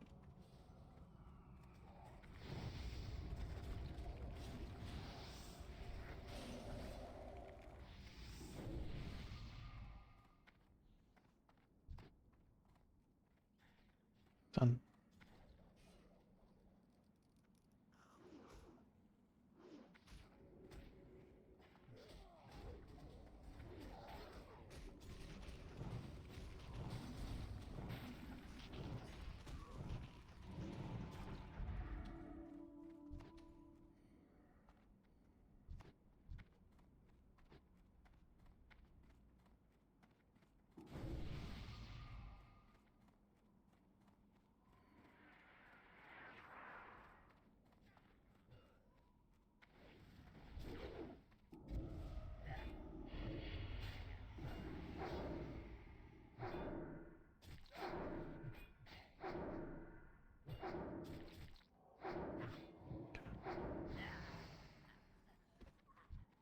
Yeah, damage with that axe is seriously so mental.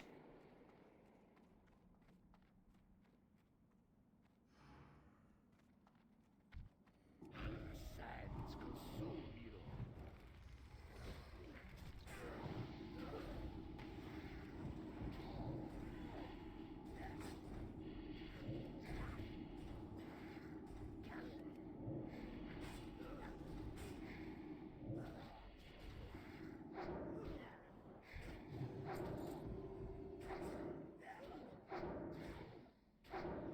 Really? Not even a blue?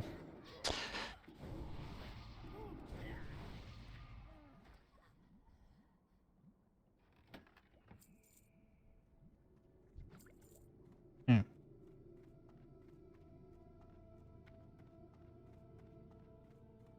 Just grabbing the chest there.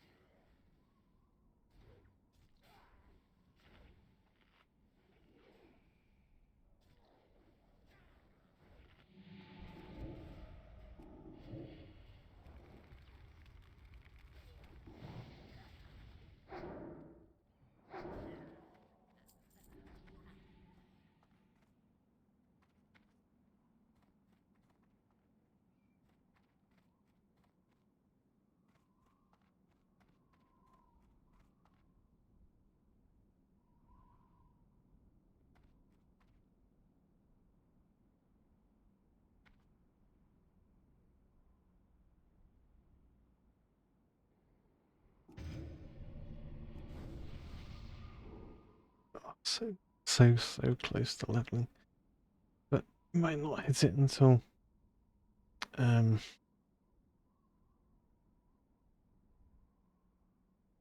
we kill the boss here. We'll see. We'll see.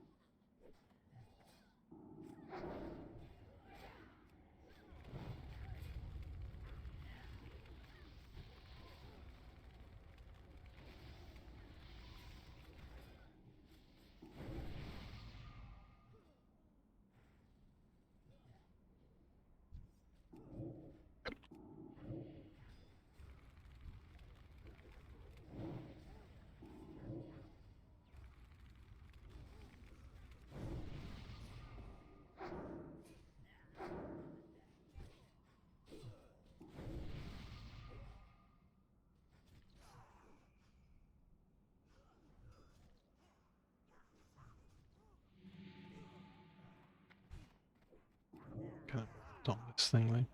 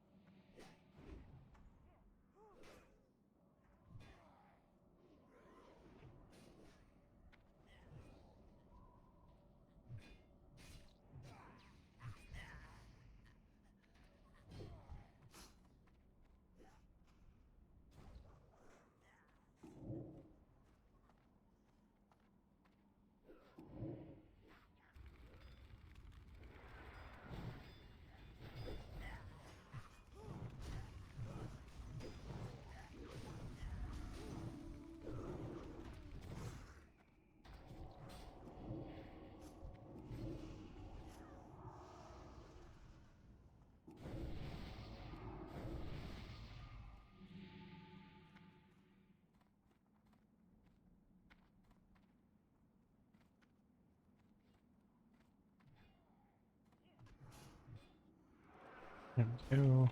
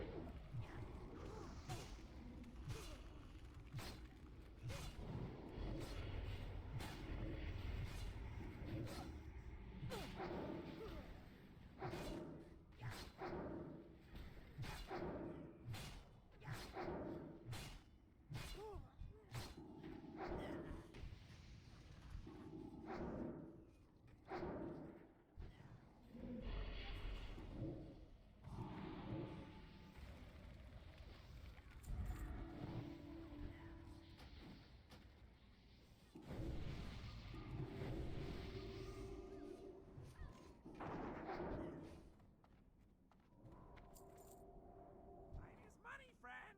Yo, hurry back.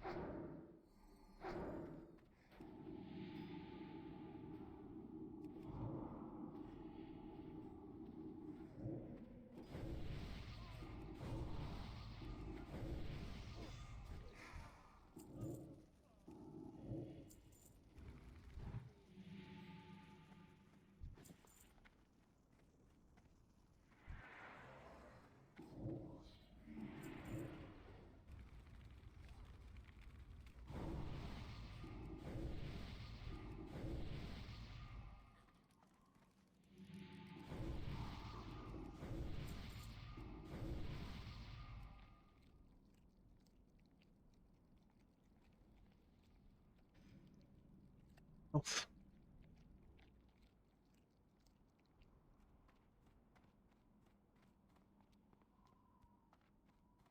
In a sec.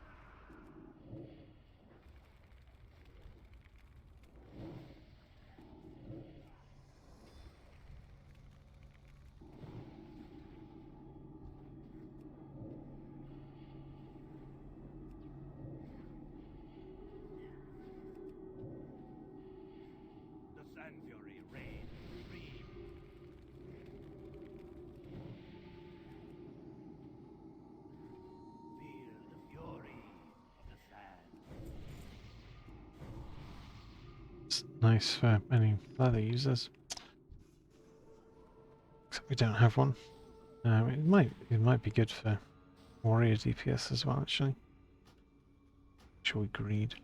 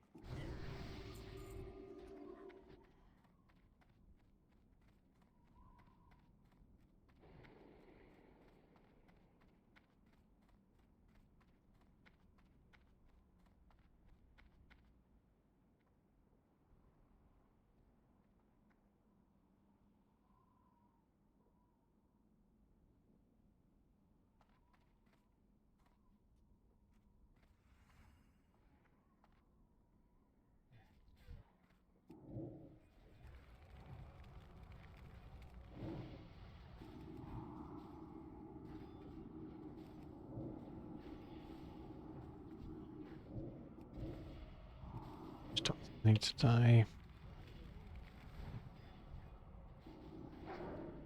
Totally need to die.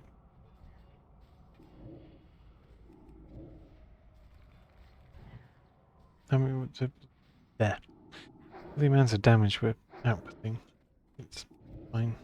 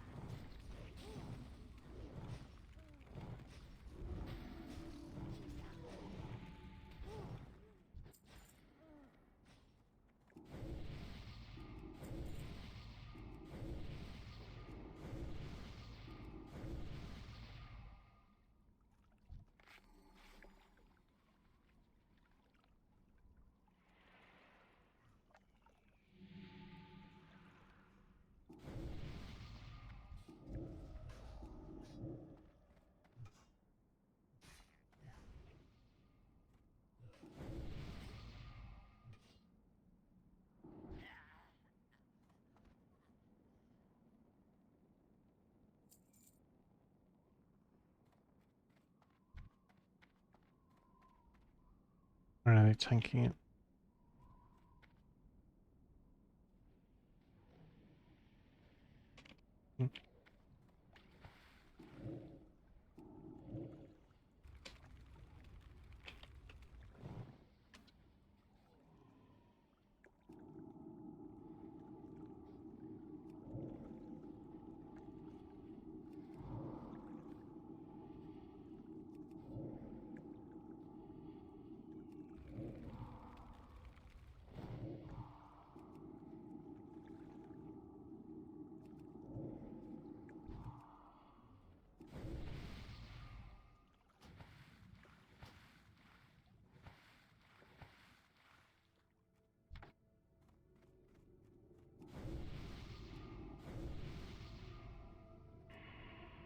Well, I'm gonna run out and hand in this quest. I'm not gonna port anywhere.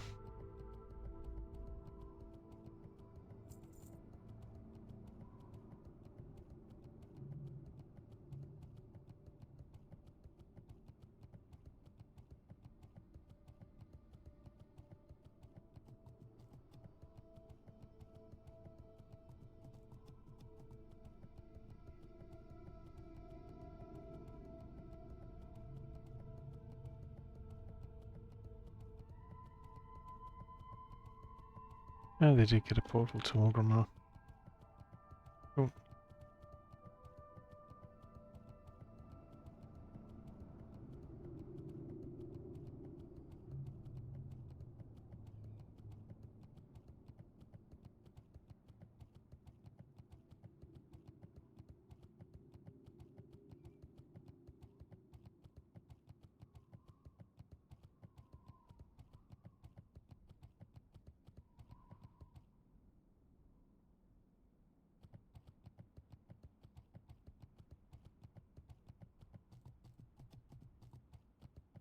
I did we were meant to do. Anyway, it's all fine.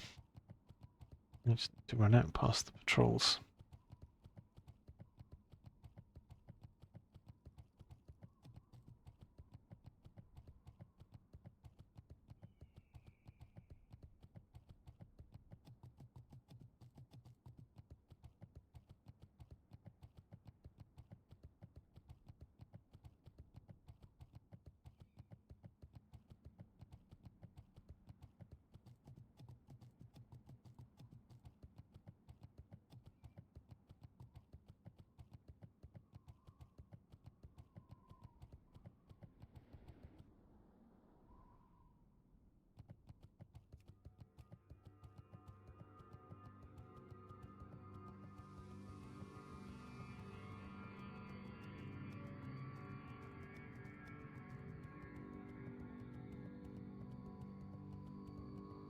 So we've hit 54, which is a good sign.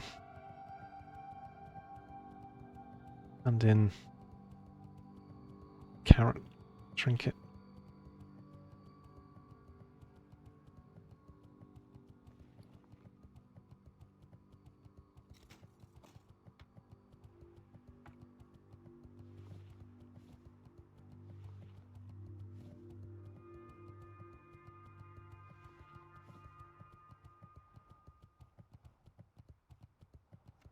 Didn't get the beacon drop inside, which is a shame.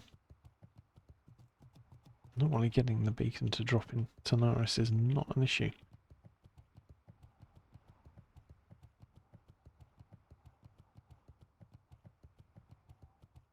But we haven't seen it, so stuck we are.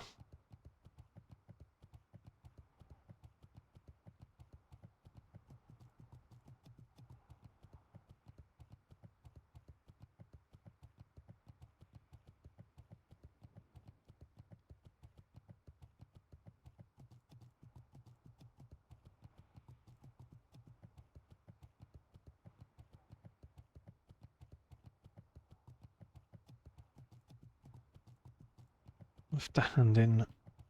Either we fly directly to Orgrimmar, or we go to Ratchet and then we fly back up to Searing Gorge, yes, or Kargath.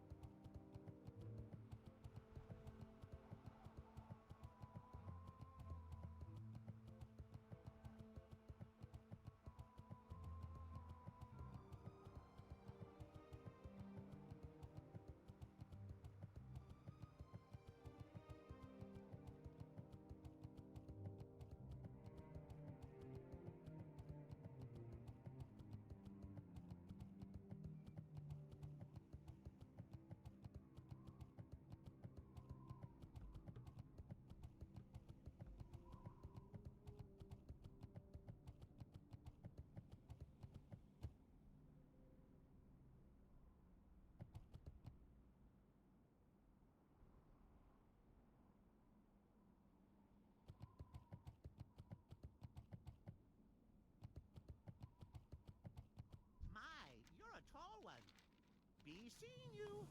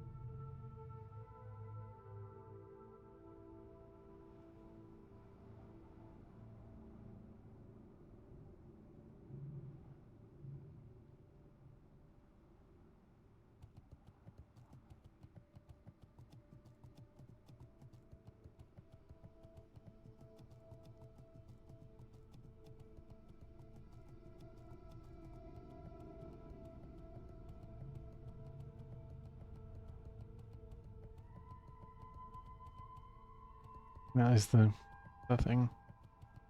With Blaze Runner. Obviously you don't get knocked into lava, that would be really dumb.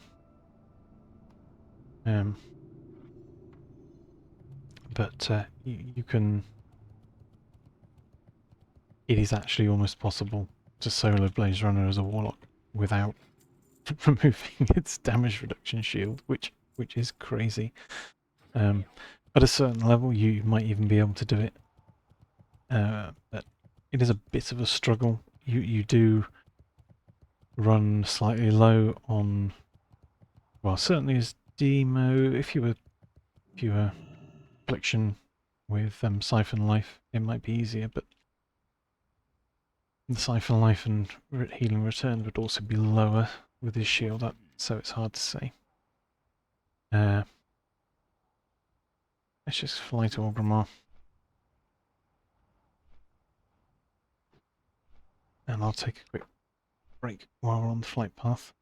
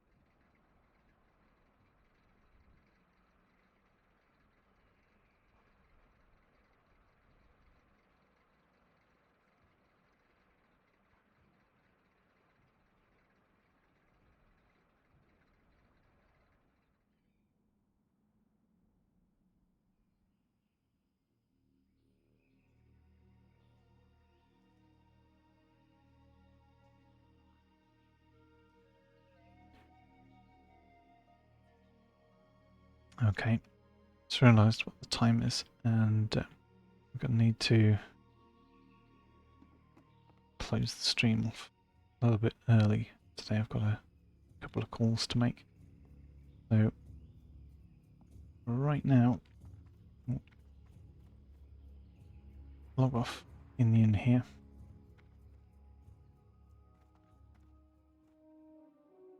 And then next time we'll catch the flight up, back up to Badlands. So for now, I will say thank you very much for watching, and I will see you next time.